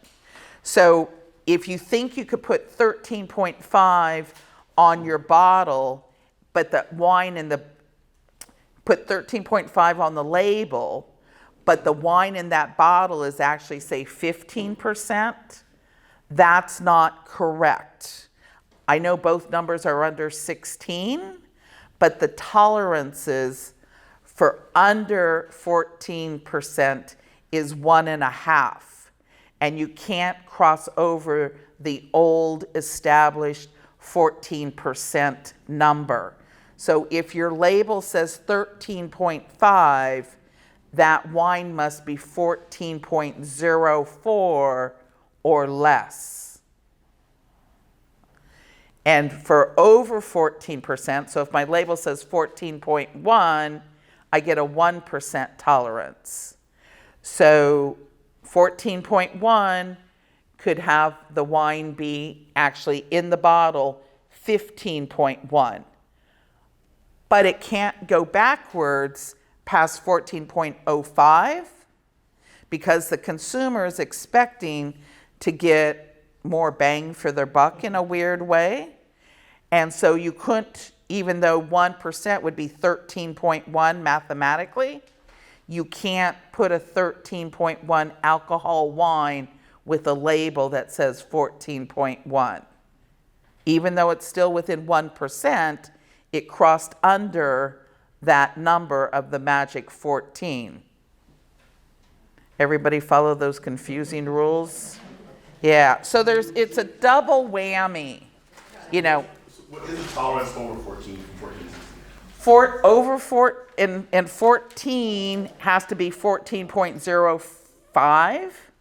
14.04 would still be under 14. So 14.5 is a 1% tolerance. So that wine could be as high as 15.5. Once you go over 14, you can only have a variance of 1.5 above. Under 14, 1.5. Over 14, 1. Right. So if you're 15.1, can you be 16.1? You couldn't because you could be you could be 16.04, but you couldn't be 16.1 because you wouldn't. The new threshold. The taxes would be higher. Right. I just wanted to clarify. Yeah, I mean, that would be an interesting question. If you paid the taxes at the higher rate, it would make sense. Right. I have a question.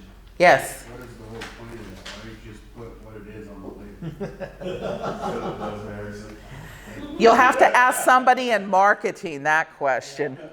I can tell you from our standpoint, we don't put vintage on ours, on our labels to save money, number one, because it's expensive, but at the same time, it can fluctuate. As long as we're under 14, we put 13.5 on our tabs.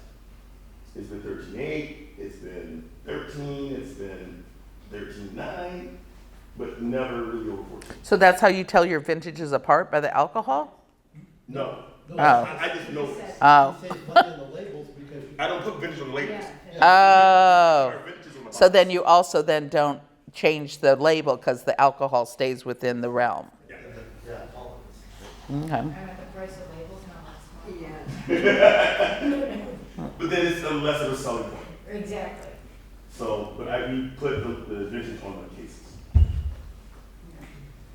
Was there a question over here? Nope. No, I was just gonna say that, like, for printing purposes, like, you gang run them all at one time if you can, and that way their tolerance is in there, right? Well, I guess the things that I don't understand about you guys is the brand label, you're always going to make Chardonnay, you're always going to make Sonoma Valley, you're always going to have the same brand. So why wouldn't, and that's all that's required to be on the front label, and those are usually the more beautiful, expensive ones.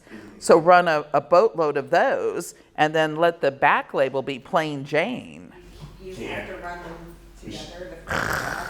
On the They have to be machine. on the same roll. Oh, on the rolls. Actually, they don't. You don't, Well, it well, depends you're on the paying, bottle, then you're yeah. paying double, because we just went from our Yeah. sparkling, having separate rolls. Yeah, You're cutting your cost and labels almost in half if I put them on, on one roll. yeah, And, So- and as long as your labeling machine does double, yeah, we just bought a new one. Then you can have somebody sit there cranking them out yeah, instead of doing the front and then having to do the back by hand or yeah. hard to Just the fix it. top and the bottle. I did the generic label one for years at Tedeschi, and we would have the vintage, like, year, and we would put that on the bottles, and then after a while, like, we forgot, and it kind of really sucks. That's what we put on the case. Yeah. Put it on the case. Yeah. I mean, it was on the case, but it wasn't on the bottle. Ah, Oh my you God, gotta where are do the it. Take them out. 2016 labels? You know, and then we had to go find them to put on that case. Enjoy this, So, whatever I made. Then you have an open bottle of each one. All right, so on page 60, I actually put to the TTB questions about tolerances because, and again, I would never trust your ebliometer because what I've been told is, depending on the barometric pressure of the day and the temperature of the wine, ebliometers are good, but they're not perfect. And so when I see like 13.9 on a label, it makes me very nervous because I'm thinking that might actually be like 14.2 and the people are thinking that it's okay. So 13.9, the TTB says, is under 14%, even out to the third place. 14.0 is actually 14 and under. And I can guarantee you some of you are sitting there thinking, I put 14 on a wine that was over 14. 14 is still under. And 14.04 is still under. It's mathematically 14.05 rolls it up to being over 14%. And 14.1, of course, is over 14. So, these are from the TTB's website, some questions about the tax rate and the labeling. We talked about that. Even though the tax rate is 16, the labeling, tolerances, and regulations are still stuck at 14. Is anybody kegging their wine? That seems to be really popular nowadays. So that's a little different in case you want to keg your wine in like the 15.5 gallon kegs, or I think the other is a 5.5. You can't say produced and bottled, or you could say produced, you can't say bottled. You actually have to use the word packed. They won't allow you to use bottled on a keg. The bottling winery's name for the trade name, bottled by, produced or made means that the bottling winery fermented 75% of that wine at that location. So again, you may be making wine at your estate place, but then you ship it off to down the street and they bottle it for you, and you're not going to be able to say produced on that label because the wine was not fermented there. The bottling winery is the one who has to abide by the regulations. The sparkling wine is the second fermentation, is where the bottling is taking place when you're putting the final closure on it. Cellared, vinted, or prepared. I really like that word prepared. That makes my wine sound so much more yummy. Prepared and bottled. So that's basically what you're stuck saying if you didn't ferment 75% of the wine. Although the TTB regulations only require you to say bottled by, you folks as an industry have thought it necessary to put some word before the word bottled by, but then you're stuck abiding by the 75% fermented or subjecting the wine to some cellaring treatment to use cellared, vinted, or prepared at the bottling location. Blended isn't talking about putting 10 barrels into tank number 12. Blended and bottled means that you took some wine of over 16% and blended it with some wines of under 16%. Net contents, we have a couple new sizes. I think they're about 5 years old now, but 200, 250, and 355 are some new sizes, kind of going after that single serve market. Stephanie, do you have a question? It's 14% or 16%? It would, no, 16 is all about taxes. Okay, so this is 14. Yeah. Sulfite declaration, we've gone over that. Government warning. One question. Yes. So 187 mLs. So we need to do, so for label approvals, do we have to do each size? It depends. So if you were doing like a 500 and a 750, assuming that all the information was the same, no, you would not. But like I heard you say 187, a lot of, well, number one, the government warning gets to be smaller on a 187. So if you take advantage of the smaller government warning, then yes, you would need a new label approval. And same thing if you're doing like a big 5-liter bottle for an auction or something like that, that would need another label approval as well. So you can say do some for all 4 lines. Say that again? Instead of like 187 for all 4 lines. Oh, okay. I'll look forward to that tomorrow. Do we have some duplicated pages? No, I regressed. Government warning contains sulfites. So yes, for smaller than a 187 is 1 millimeter, and for things larger than 3 liters, so again, your auction lots or the owner's big bottles, anything larger than 3 liters, the government warning must go up to 3 millimeters.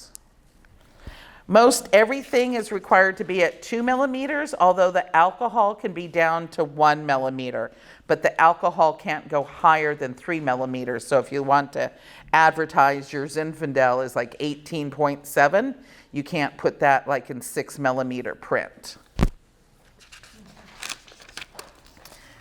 So the percentages is 75% for a varietal. Appellation, 75% for a political subdivision. That would be like Sonoma County, Napa County. If you say Sonoma Valley or Napa Valley, that's 85%. Vintage is 95 for an AVA and 85 for a political subdivision. Vineyard designation is 95. And then you have the no good name. So this goes back to 2006. Where basically the one that you guys groaned the most about is port. So you're all brand new wineries, so you're never going to be able to label a product that says port. If you happen to buy a winery like Vincent Arroyo, who is making port and has since 2006, then you could continue then making Vincent Arroyo port because they got a label approval before 2006. What caused the change? Sorry? What caused the change in 2000? The EU communities. So it's not just port, it's all that list there. Yeah. Banish stuff. Yep. I have a question. So what are people using most? This, Dessert wine, red dessert wine. Yeah. It's always just been proprietary names where I work, so it's like our sweet petite or our, just a fun play on words. Yeah, I had a client who did a label that said Deporto, and it got approved. But it had like a little Visa card or something like that on there. I've seen Starbird or Starborn. I'm not a boater, so what's the opposite side of port? There you go. So, and sometimes those things get by, and sometimes they run into a brick wall. So, Just try. yeah, it doesn't cost to try. So page 74 talks about where the regulations tell you what you have to do. Page 75, we talked about that 8.8 liters. If I walk into your winery and say I want to buy 10 cases of your wine, you're required not to just write me up as a customer sale. You have to actually get my full name and address, the date of removal, what it is that you sold to me, and then there's an invoice attached that shows you what you need to put on it. I no longer see invoices, but I would bet most of you guys aren't putting all the information, which would be like, varietal, appellation, 12,750s, that it's, if you're selling case counts, what the alcohol is. Other forms of removals. So now we're getting into the tax section and whether or not you have to pay tax on it or not. So if you're testing it on your bonded facility, like you're opening it up for that ebliometer to figure out what the alcohol is, that's not necessarily a taxable removal. If your tasting room is on your bonded winery site, you might not have to pay the taxes on the wine that is poured in the tasting room. At 7 cents a gallon, I'm not sure that it pays off to try and keep track of how much you're pouring in the tasting room, because if it's bonded, you have to keep track of every one of those bottles. And I've seen you guys, the barrel salesman stops by to visit you, and you hand him two bottles of wine as a thank you for being the great barrel salesman. Did you log that down someplace if it's bonded wine? You guys are just very generous with your product, but it was a taxable removal now. It wasn't poured there. You gave it to him as a thank you, or her as a thank you. Where it comes into play is more of the sparkling wine. If you're pouring sparkling wine at your winery, that's $2.40 a gallon. That's a bit of change, but at 7 cents a gallon, I'm not sure I would want to keep track. Family use, if any of you are limited liability companies, I don't think anybody's a sole proprietorship. If you're limited liability companies, each member gets 100 gallons, which is 42 cases per year to use as family wine. That doesn't mean that you get to go to Big John's and try and sell that for some pocket change. It means you pour it at Thanksgiving table, you give it to the barrel salesman, you put it in your own cellar. You can't barter with the barber to not charge you for a haircut and give them some wine instead, because that's being now used in a commercial way. But you again are very generous, and so if you're a limited liability company, might as well take advantage of that. does giving to charitable organizations count? Well, you missed that part. What about you? I mean, if you took it off as family use, then you supposedly as a person might not get in trouble if you gave it to a charitable organization that didn't have an alcoholic beverage license. But they would probably come back to the winery. What about corporations? Corporations don't get it. But use tax still will be assessed on these 100 gallons per member. Let's ask the bookkeeper behind you. I'm not actually sure, sorry. I don't know, I can't answer that. Again, I would think that California would probably put their clause into it because you're taking it home to pour at Thanksgiving, so it's being used. I've just kind of, number one, I avoid the sales and use tax return as much as I possibly can, but They want the, it comes back to, they probably want their money, but I don't know 100%. Okay. I would err on the side of it. paying out the money. What if there's only one member of the LLC? Then That's the only person who can. it's 100 gallons per member. Yeah. What can you do with that one? What is that one supposed to go? Again, you guys are always generous. When your barrel salesman comes by, I've seen a half dozen times you hand them a bottle of wine. I know we all drink at home. Well, some of us. I drink at home. It would be what you drink at home. What you give to your neighbor at Christmas as a thanks for being my neighbor. Give to your daughter. Part of the use tax. That's separate. It's a 7 cents, right? We're talking about a line item on the 702, removed for family use. So that's kind of like question number one, taking some wine that you guys always give away. Do we report it on the sales and use tax? I think we're erring on the side of caution and would remit it based on the cost of goods.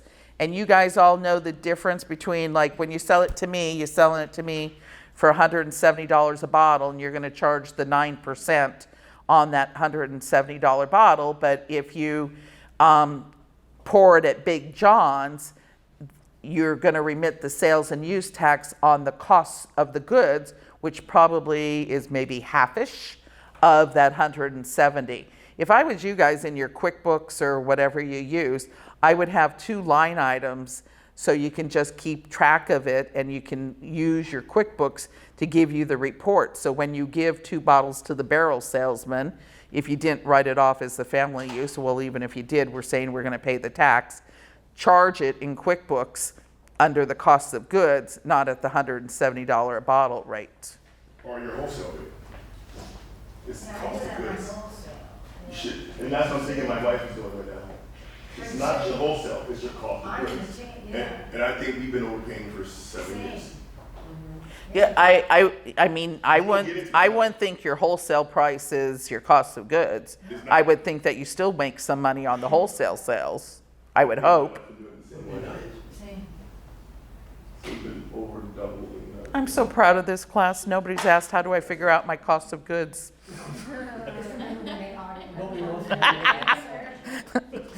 It's like, give me your basic permit. Here's my question though, so if you feel like you've been overpaying, there's no recourse? You would probably have to go back and amend those returns. There's an option. I would hate to do that. And if you No, if you've been double paying, yeah. Because most wholesale is double what your costs are. So that means we would probably be doubling. Why would you be dealing with the sales tax on the wholesale line? Because yeah, but still, I will confess. Not the wholesale side. On our winery side. Because we have 2 companies. Right? Well, yeah, I know, but still, when you file the sales and use tax, it wants to know your gross sales. Gross sales, T-shirts, jam, vinegar, wine, that all has to be in gross sales. And then you start backing out things sold to outside of California, sold to others for resale. So wouldn't you have always put those wholesale sales in that line item that says sales to others for wholesale? That's correct, yes. Yes, that too. Right. It works. Yeah. Right. So you wouldn't have been paying any sales tax on that because it got backed out. Oh, to consumers. There's the difference. There's a difference, yeah. Here's what, no, you know what she's saying? I think this is it. This is where the confusion, exactly what you just said on that sales and use, gross sales, net your wholesale sales, which technically is at a 0 sales tax. Yes. But what you're saying now is if I gift a bottle to the delivery person, I should be reporting that as a sale based on the cost of the product and the sales tax. Right, so it would be included in yours and it wouldn't be excluded. I mean, when you guys make me help you with the sales and use tax returns, which I hate profusely, it's like I do gross sales and then selling outside of California, selling to others for resale, and then the rest is assumed to be sales to consumers, and you're gonna cough up that sales tax. And then, Or fencing. that's at the cost of goods sold. Yeah, that costs, yeah. Gross sales is all sales out. Everything. Yeah, 'cause we gotta tie And I've had a few examples. I mean, somebody is in harm's way because they like imported a rug from Italy, and they are tracking things that are coming in here that you're supposed to be remitting sales tax on. I've never gone through an audit with the wine excise tax. I've gone through many audits with sales and use tax, and those are never pleasant. They're quite ugly.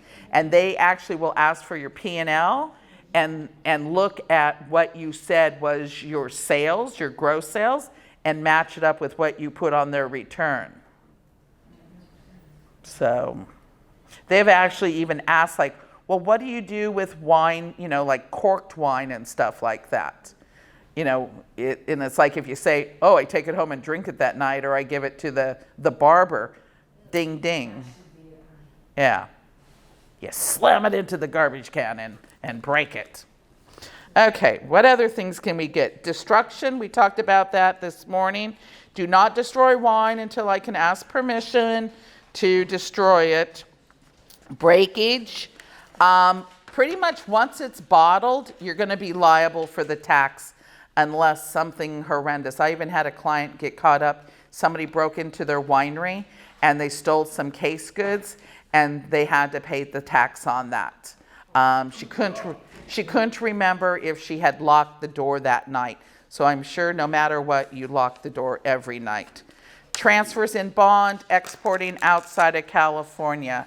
So when you guys bottle for my little wineries, you guys know how much you bottled. I bottled 423 cases today, and I put labels on 423 cases today. Obligate yourself, step up, say I will pay the tax on those 423 cases. Because if you don't, then you have to keep this little, on page 78, you know, going record keeping of now you took out 2 cases, and now you took out 3 cases, and now you took out 14 cases. Because in the olden days, some of you had to pay taxes more frequently, and there could be penalty or interest. But it's still in the books that you would have to keep daily tax paid removals. So it's just better on bottling day, when you put a label on it, you do a bill of lading to yourself saying, remove 423 cases as tax paid wine. Paying those taxes, we have at least 3 levels of excise tax. You have federal excise tax to the Tax and Trade Bureau. You have California excise tax if it is being used or sold in California. You have California sales tax. And if you happen to be shipping wine to consumers in other states and are doing it legally, you're probably going to have state excise tax in those states, and most likely state sales tax in those states. So of course, if you were legal and you were shipping to Texas, which I happen to know that one off the top of my head, you're not going to pay California the excise tax because it left California, nor are you going to pay California the sales and use tax. But Texas is going to expect you to remit 6% excise tax and whatever the proper sales tax is in Texas. So you miss California, but you get Texas. Dumb question probably, but, so you bottle it, and you pay that tax at that time, just to simplify things. Yep. And then you send it out of state where there's a state excise tax, and you pay that too. So you pay the excise tax twice. California is easy to get the excise back. I mean, and you know, some of you may be bottling here before the end of the year and putting labels on it. And I'm going to say, did you bottle this year? And you're going to say, I bottled 423 cases. And so I'm going to fill out the form where you're going to pay 20 cents to California for the excise tax on those 423 cases, because they're just sitting in the warehouse right now. You don't know where they're going, but they're tax paid. Then in 2024, when I fill out that return, I'm going to ask you, in 2024, did you have sales outside of California? And you're going to say, yeah, I shipped 217 cases outside of California in 2024, but you didn't bottle, let's say, in 2024 for some reason. Then I get you back the tax on those 217 cases that you paid in for the 2023 bottling, but then did leave California. If I bottle in 2024, that is just applied against the. It would offset the money you owe. Yeah. Okay, so page 80, I've beat into you plenty. 81, we've gone over that. On this tax filings, we haven't really done the tax filings because we're getting into that. So this is going to be due on January 12th. Yahoo! Before the 15th. So, you know, again, right after Christmas, let's sit down and start working on your numbers. So let's not wait until January 11th to get it together for you, because I'm going to be in Australia and going to be on a different time frame, but I'm going to be working 8 hours a day down there doing these things for you. But it's going to be due on the 12th. Must be a Friday. Is this different? This is the federal excise tax. This isn't 702. No, it's a counterpart. The information for this, will it be the same information you need for this? Yeah, because one of the questions is what did you bottle? And then if you are more than 20,000, these are the due dates for 2024. I checked on the website to see if they had the 2024 calendar out yet. They do not. So these are this year's, but they're going to be similar yet different for 2024 if you're on quarterly. So far in this room, I think everybody is annual, so don't have to worry about quarterly. Okay, so let's jump ahead to page 85.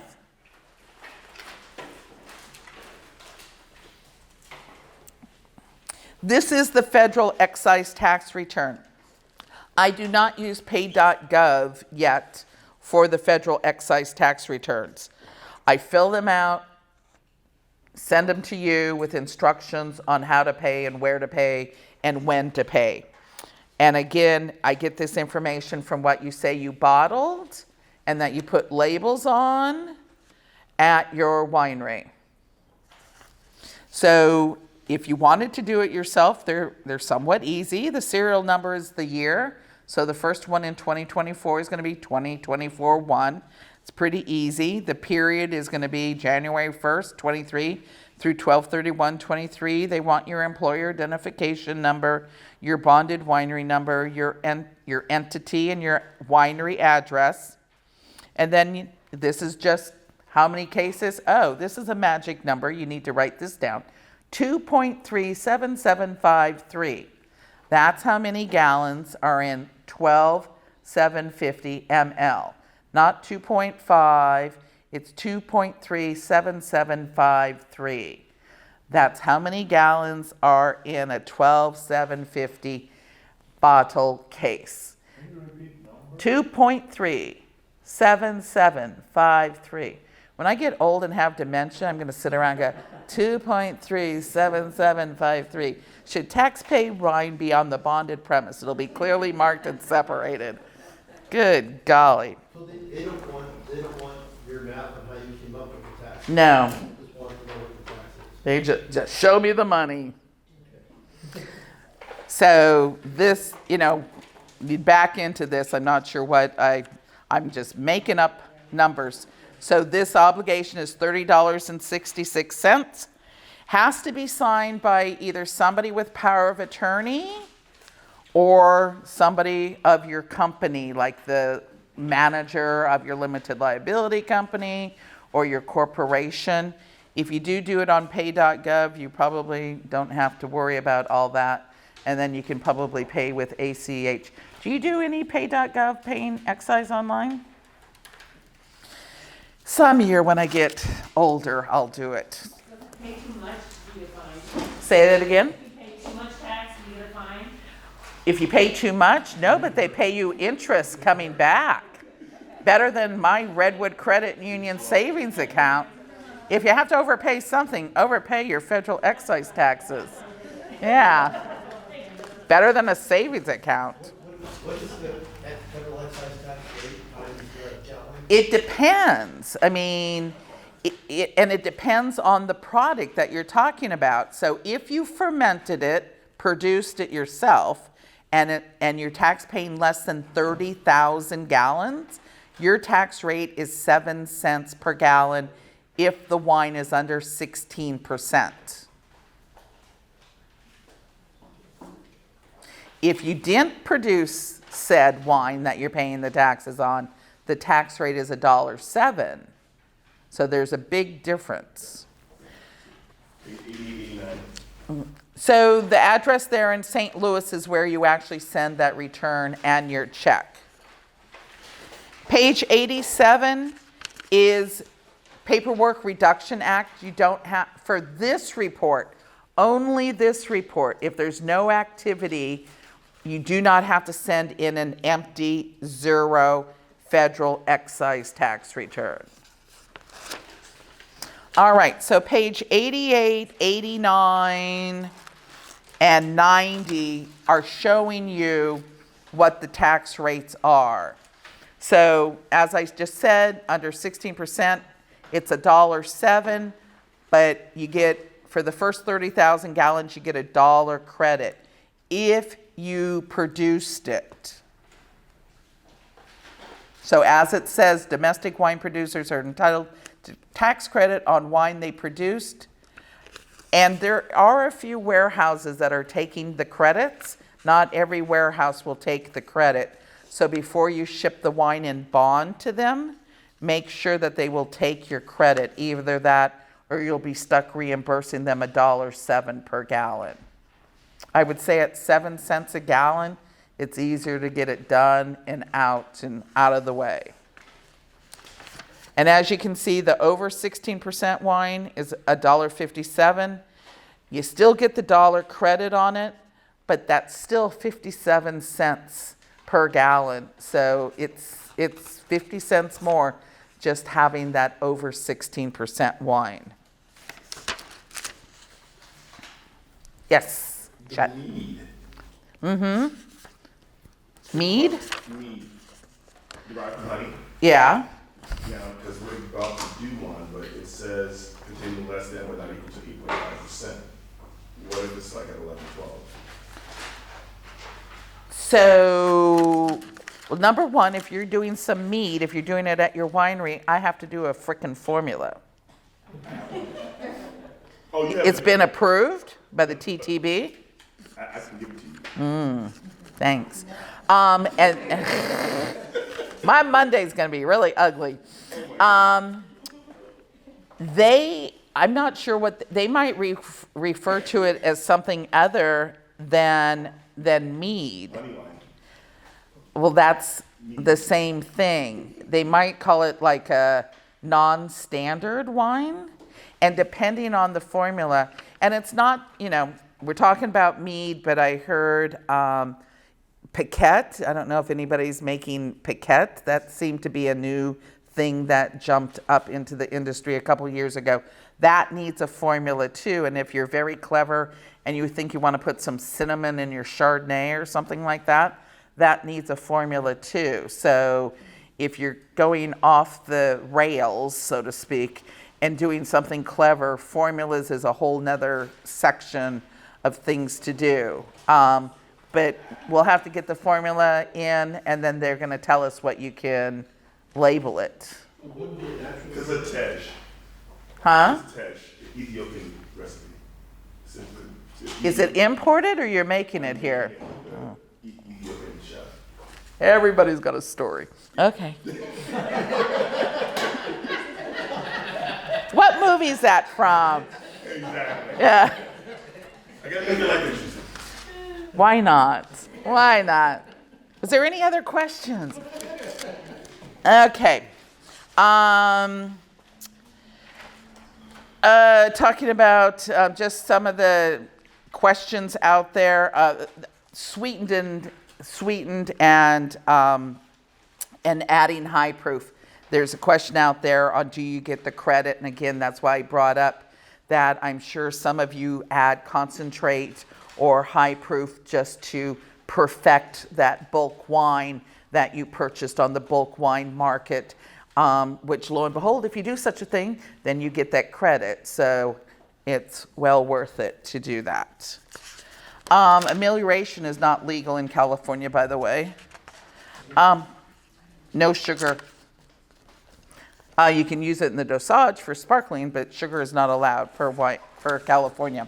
Okay, page 94 and 95 is how you pay your California wine growers tax return. So also the CDTFA little flyer that is in there. So some of you may have been using a limited access code to file things with the California Department of Tax and Fee. That is dying. So you'll have to get a sign-in, your own access and your own password, so you can file your sales and use tax online. Your wine grower returns, I've signed up to do those, and I've been doing those for you since you became a winery. And where we'll catch up with everything bottled is at the end of the year. But this is an example, and we have the gentleman in the room for this return. This is yours. Where we talk about, and there was no movement, but what was removed from internal revenue bond, and that's what you get off the TTB 702 is what was removed, tax paid. If you imported anything into California, and then what you exported outside of California. So this is where you don't have to pay the 20 cents per gallon, or the following year you get the money back. Yes? This is a wine grower. This is the wine grower. This is the 20 cents per gallon for the state excise tax. If we're not growing fruit, This is what you are. You guys all here are wineries. but not wine growers. Yeah, you are. As far as the state of California, look at your pink license. It says you're a wine grower. That's what they refer to you as. I do it for you. But this is due, and most of the time they put you on quarterly, and I'm going to be asking for the small guys to go on annual because it'll save me a couple pieces of paper to do every month. Well, they switched me to quarterly from annually. Why is it happening?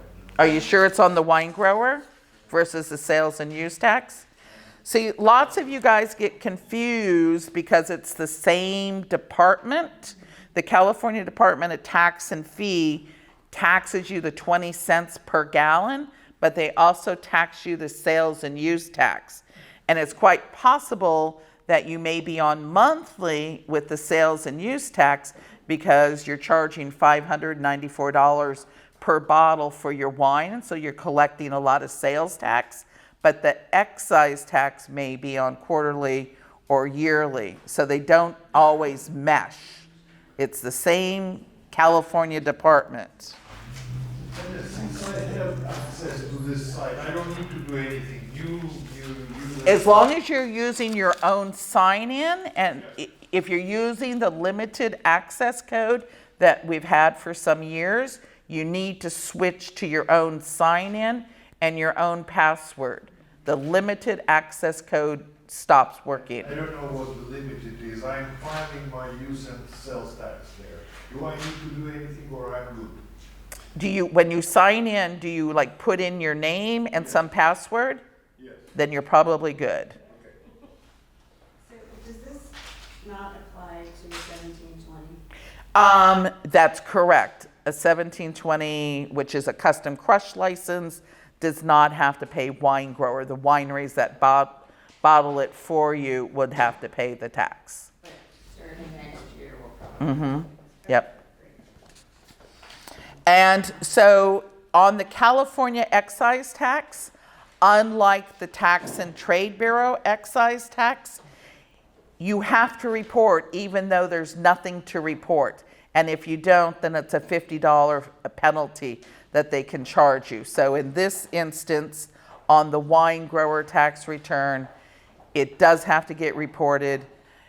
If I bond you, I take on that responsibility to do it until you decide that you don't want me to do it. I'm doing it for you.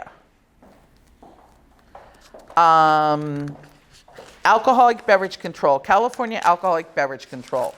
So when we license you as a wine grower with the California alcoholic beverage control, we said certain things about you, like what kind of entity you were, who are the owners of the entity, who maybe be the officers if you're a corporation.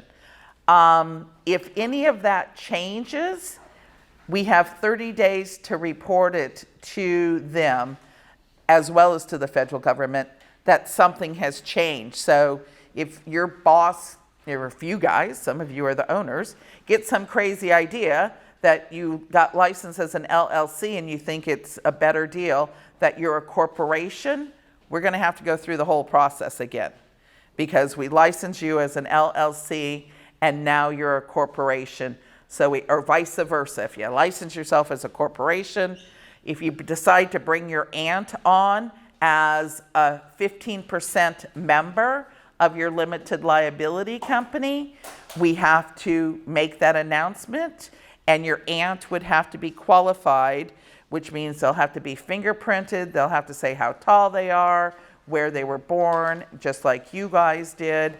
So, you know, again, you gave them not only your fingerprint when you got licensed, but you gave them a fingerprint of your company and your life.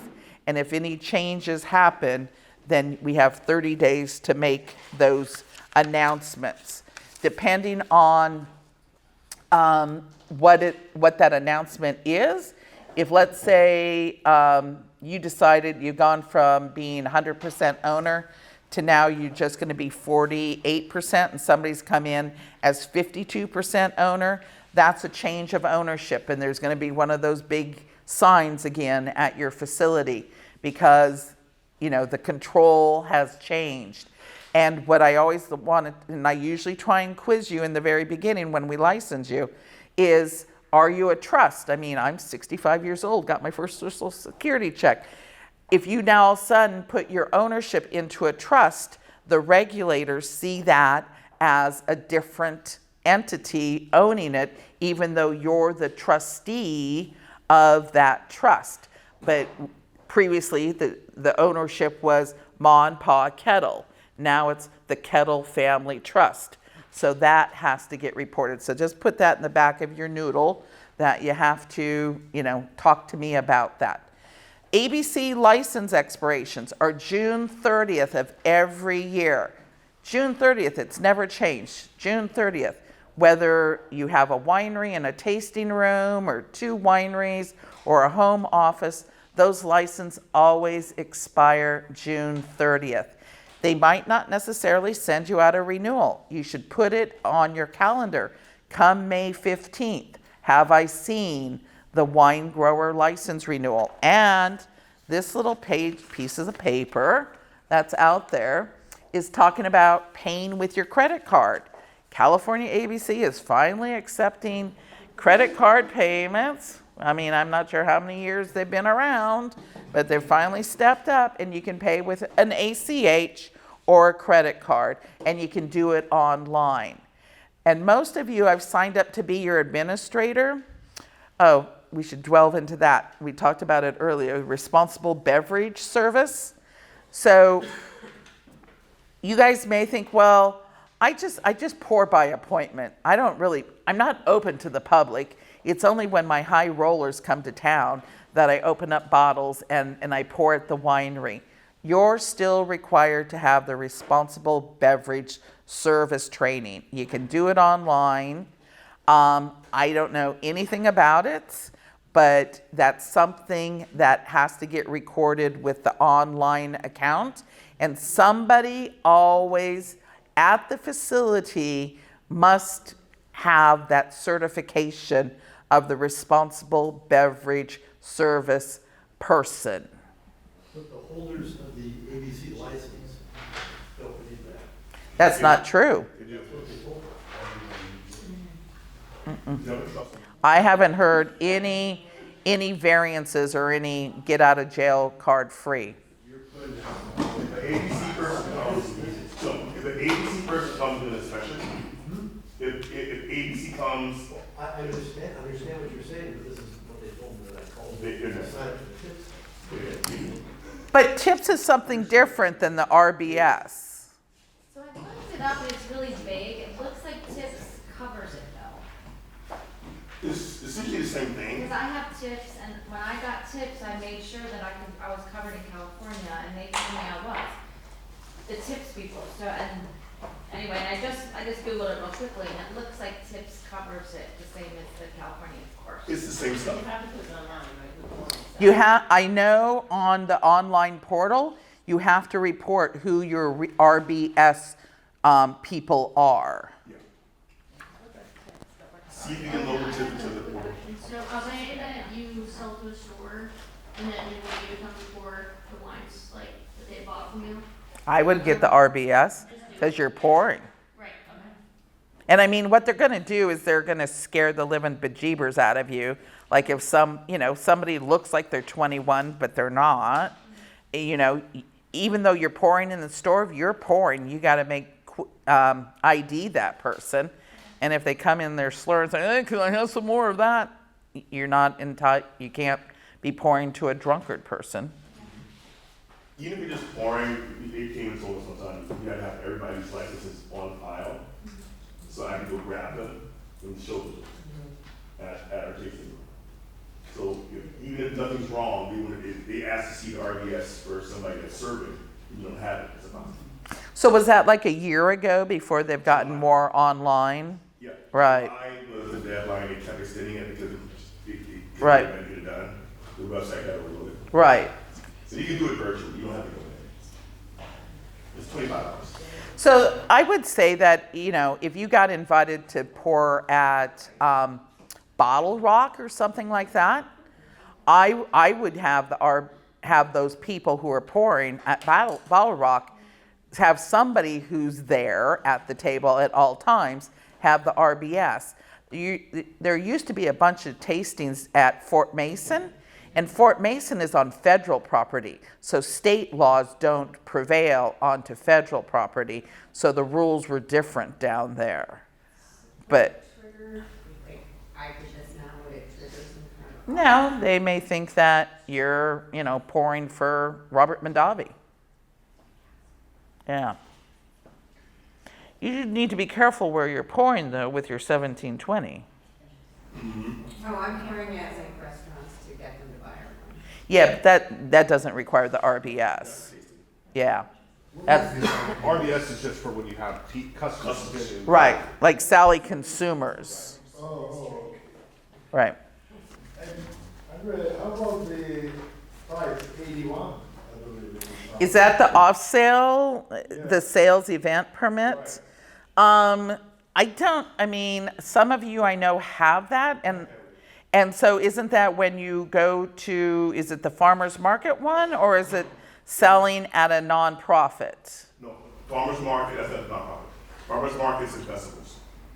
Farmers market is what, actually? It's farmer's markets and festivals. So the 81 allows you to sell, right? But sell, I would be careful about the pouring because it's not a pouring privilege. It's not a point, it's a selling privilege. Correct. When you go to like festivals, so we've done some farmers markets in one festival.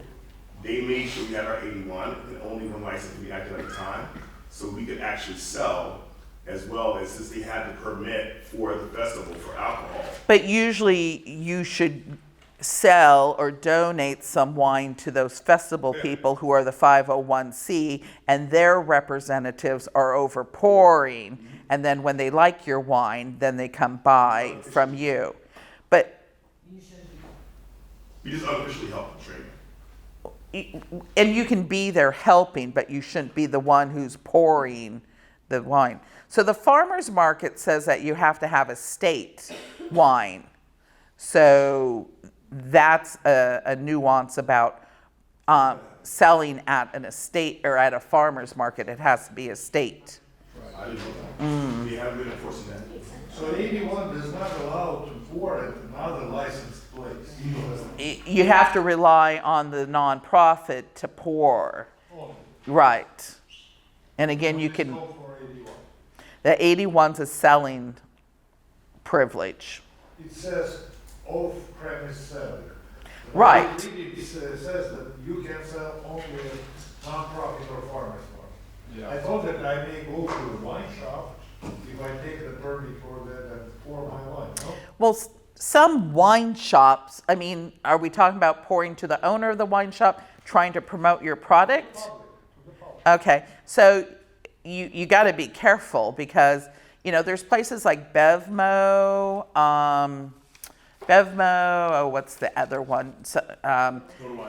Total Wines, even Calmart. They've gotten these little postage stamp areas where distillers, breweries, wineries can come in and pour to consumers at these retail locations. But I think the square footage of the building, I just looked it up for somebody, has to be like 5,000 square feet. So it can't, you know, your little hole in the wall liquor store can't be getting those licenses for, you know, for the tastings, for their consumers.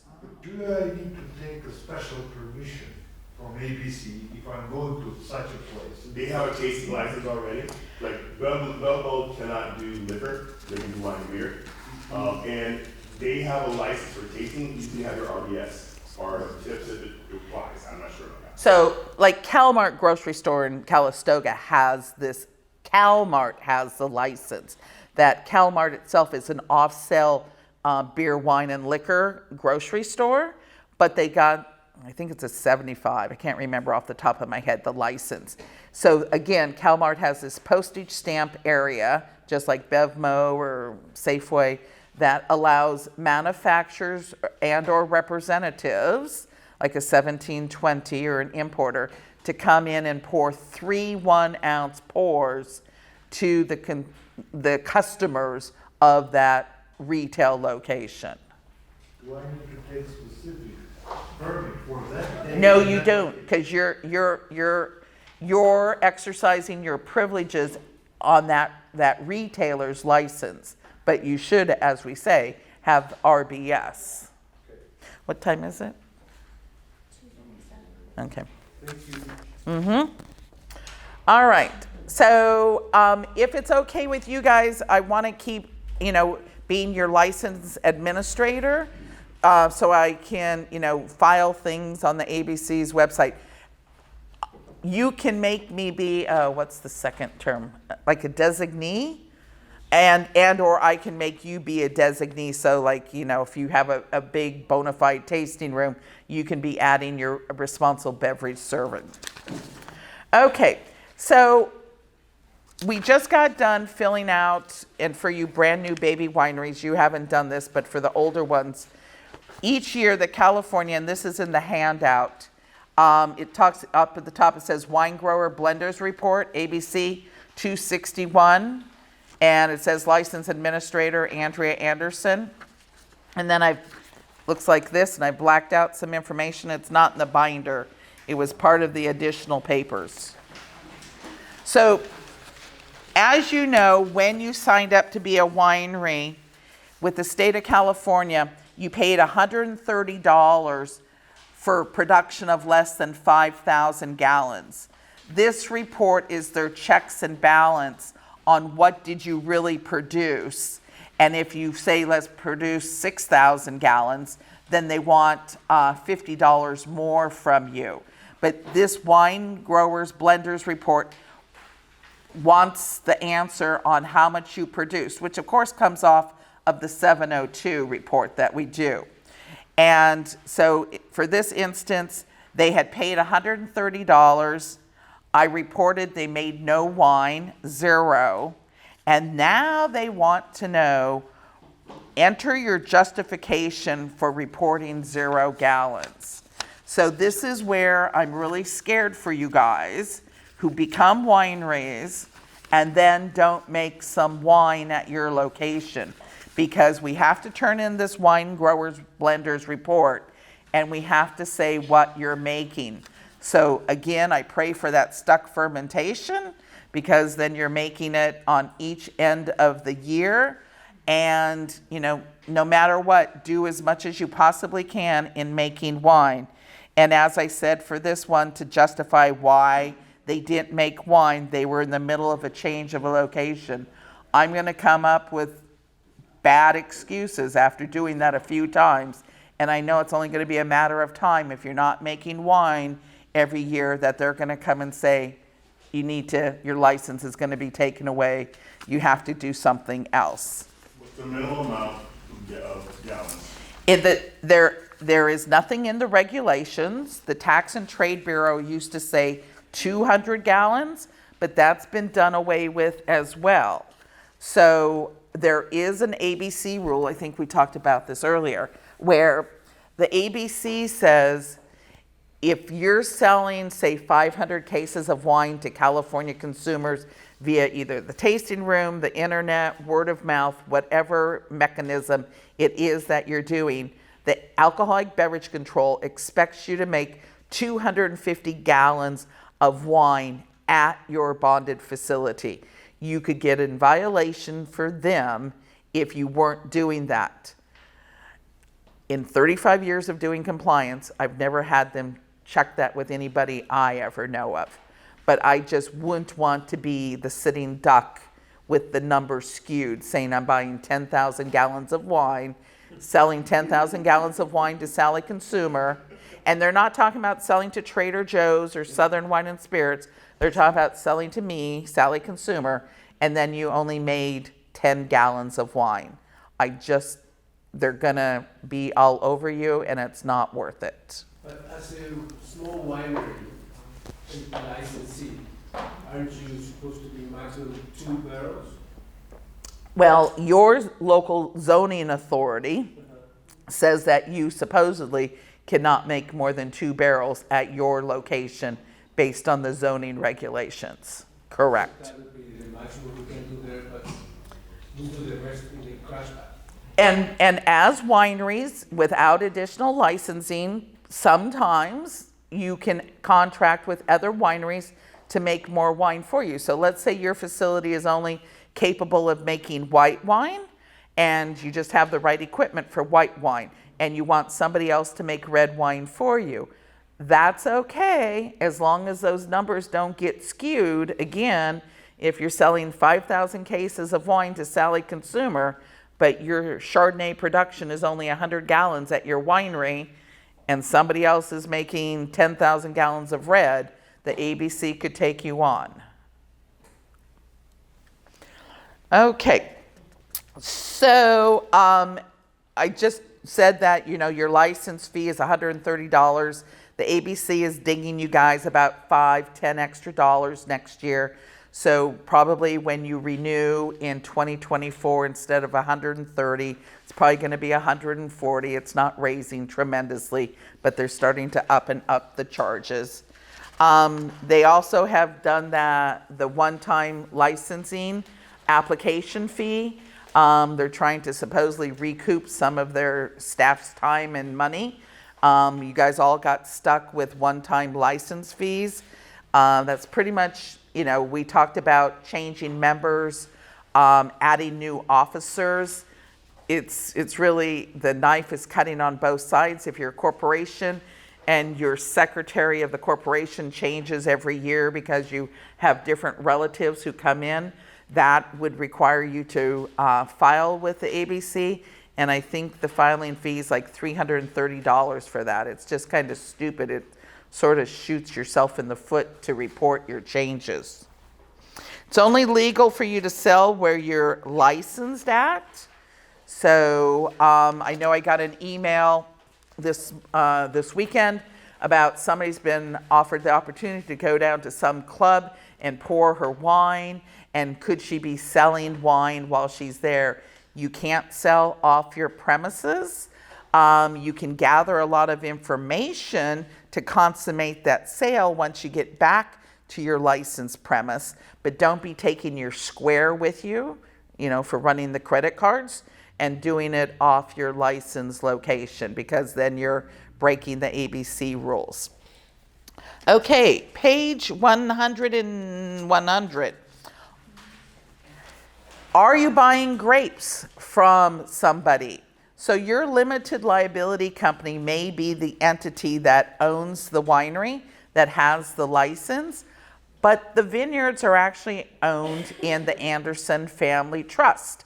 And my accountant has said that it wants Andrea Anderson Winery LLC to pay Andrea Anderson Family Trust for those grapes.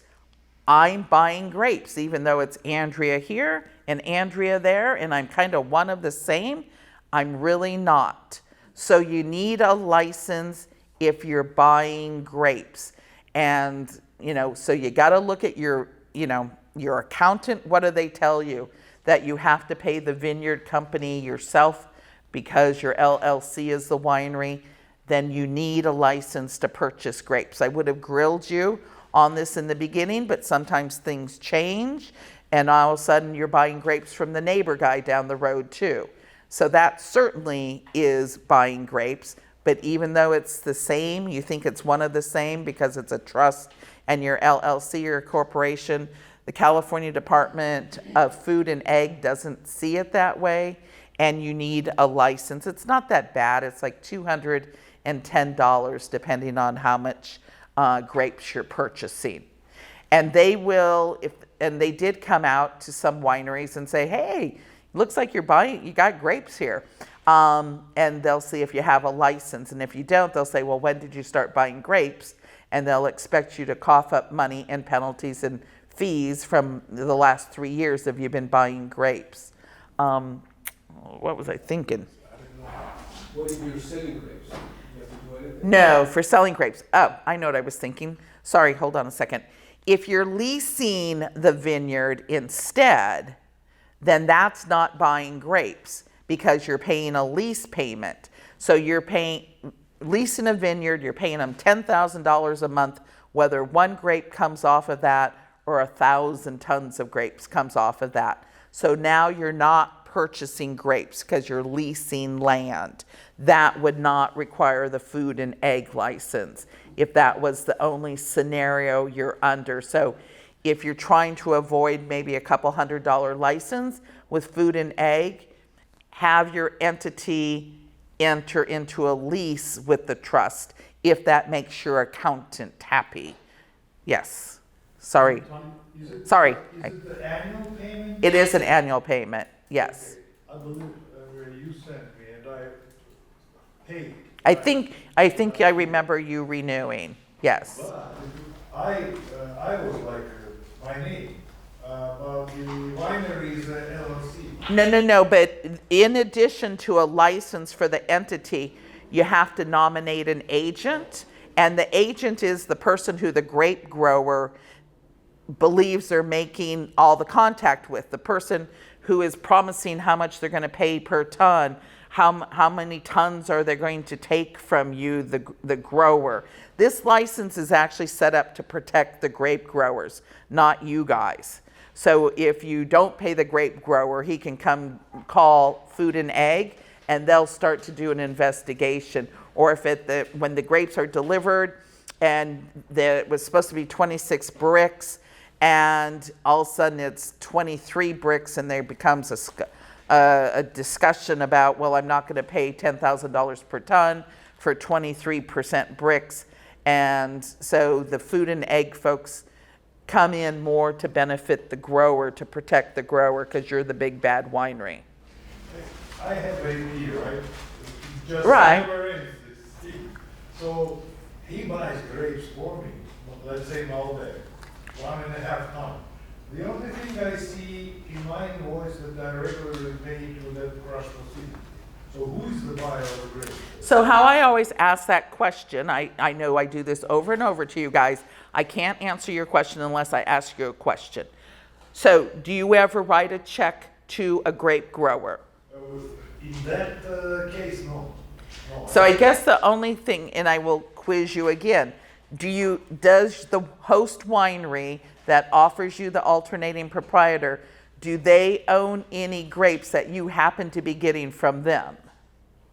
What do you mean they own? They buy it from a vineyard. Well, I know of host wineries who own vineyards, so it's quite possible that you could be buying grapes from the host winery. So if that indeed is the final answer, then no, you wouldn't need a license with Food and Egg. So, I'm a Monson winery.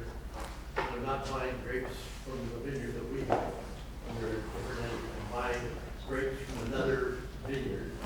I need to have this license in addition to my winery license. Mm-hmm. Yep.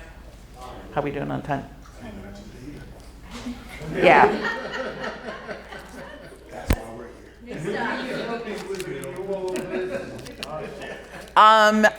I can kind of help you keep track. Okay, so we need to move along because I'm on 10 minutes out.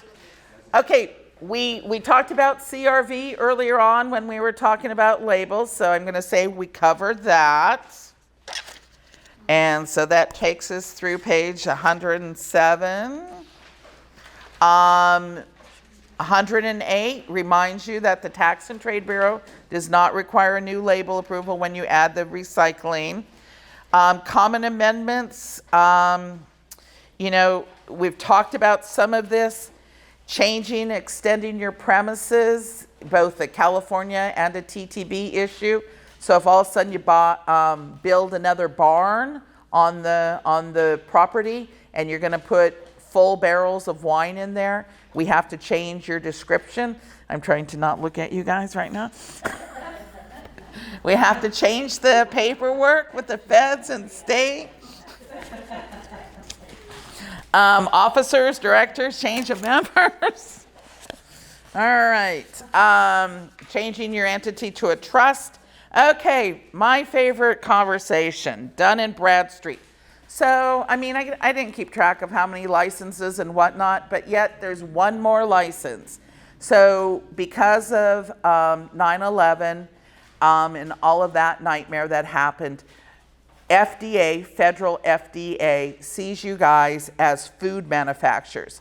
So if I go off the deep end tonight and break into the yeast factory down in Petaluma and put anthrax in tank number 11, and then they sell some yeast to all of you and you use it in all of your wines, there would have to be like a recall. So as a winery, as a food manufacturer, no matter what, just because your license is a winery, I have to register you with the FDA.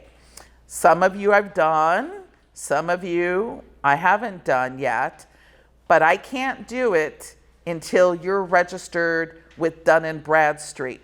Travis, I'm going to use you as an example. So you can look up on Dun & Bradstreet what they show for you. And I don't know how Dun & Bradstreet does it, but Travis shows that he's alive and well with Dun & Bradstreet. Unfortunately, it's not at the winery address. It's at my address in Cloverdale, where his mail comes. So I don't know if that's how Dun & Bradstreet found out about him. But Travis, young man, you must deal with Dun & Bradstreet to straighten that out. And you can either try and get them to add another location up at where your real winery's at.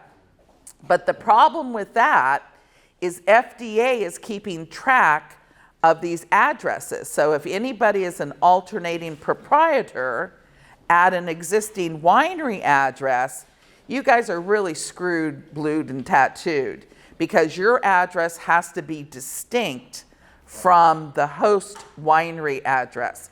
So in your instance, I would say that when you file with Dun & Bradstreet, you make your suite number be like KW for the initials of your winery, of your entity. So hopefully there's no other, well, and you would be FD. You guys happen to share the same host winery. And I think I gave you a piece of paper that says we need to register at the host winery. The estate winery is done. Guy, I'm talking to you. I have to have 2 different Dun & Bradstreets? Because you're 2 different wineries. So you're going to have to, and I think, or you've dealt with Dun & Bradstreet? Yeah. Yeah. Both power stuff. Yeah, it's a nightmare, guys. It doesn't happen overnight. You're going to have trials and tribulations. And we just have to fight the battle to get a Dun & Bradstreet with your winery production address, because FDA is checking the Dun & Bradstreet number address associated with your winery address.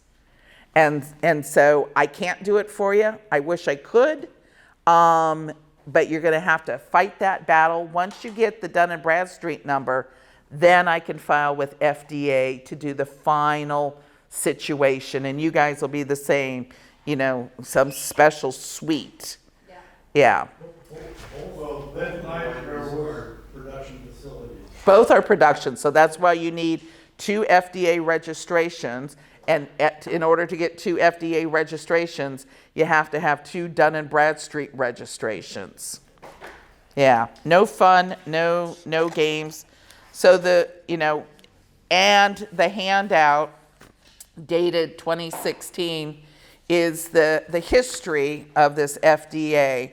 And if any of you are not selling the majority of your wine to consumers, you can dig into that, because there's more record keeping that you have to do, like literally keeping the license number of the truck who delivers the grapes to your place, because again, I could be a nutcase and put anthrax in that gondola of grapes, and you have to track it all the way through. What's your grace period for getting into the FDA registration?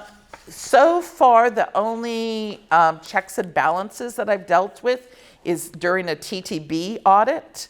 The TTB seems to be partnered with FDA, and they come out and say, can we see your FDA registration? So God willing, none of you will have TTB audits, and so there won't be a checks and balance. So it's nothing that has to happen this afternoon. And it won't happen this afternoon from everybody else's experience that I know with trying to get the D&B registered. So, just keep that in mind. And then the other handout was another recent email that I got. And this is where they're kicking out one of my clients' FDA registration. And I haven't dug into it yet, but I've gotten like 3 of these email nows where they're doing the checks and balance on the address. And I just happen to know this guy, that their address is like 20 less than what the 40 is. Okay, how are we doing on time? 3 minutes. Okay, page 115. This is a seller's permit. It happens to be my seller's permit. You all had to have one just to get your winery license. If you open up a tasting room some other place, I'll have to get you another alcoholic beverage license, and I'll get you another seller's permit. And that's the page 116 is the resale certificate. So again, if you're selling to somebody like Southern Wine and Spirits, you need them to fill out this document before you make the sale to them. You don't have to fill it out every time you make a sale to them, but this is what justifies you not collecting the sales tax. If you sell to Big John's grocery store, you have to get it from them. And you can see I've added up on the top, California ABC license number. Because if I say, hey, I'm Andrea's Fish Restaurant in Santa Rosa, I want to buy 2 cases of your wine, and I say, well, my alcoholic beverage license hasn't been issued yet, stop. You do not want to make that sale, because I don't have the alcoholic beverage license yet, and I can't legally buy that wine from you and resell it in the restaurant. So this is what you get from somebody who's going to resell your wine. And then last but not least, if you are, like Greg, you're talking about going to farmers markets, these are the old Prop 65 signs that if you have a tasting room, any place that you're pouring to Sally Consumer who's been living under a rock for some years, this is what you're supposed to be posting. They used to have headhunters, or what do you call them, where they'd go out and turn you guys in if you weren't posting these at your retail locations. I can't remember the name of the company. They usually send them out for free, so you might get them in the mail. How we doing? You made it to the bitter end. Well, thank you for being my class of 2023. Aww, so kind.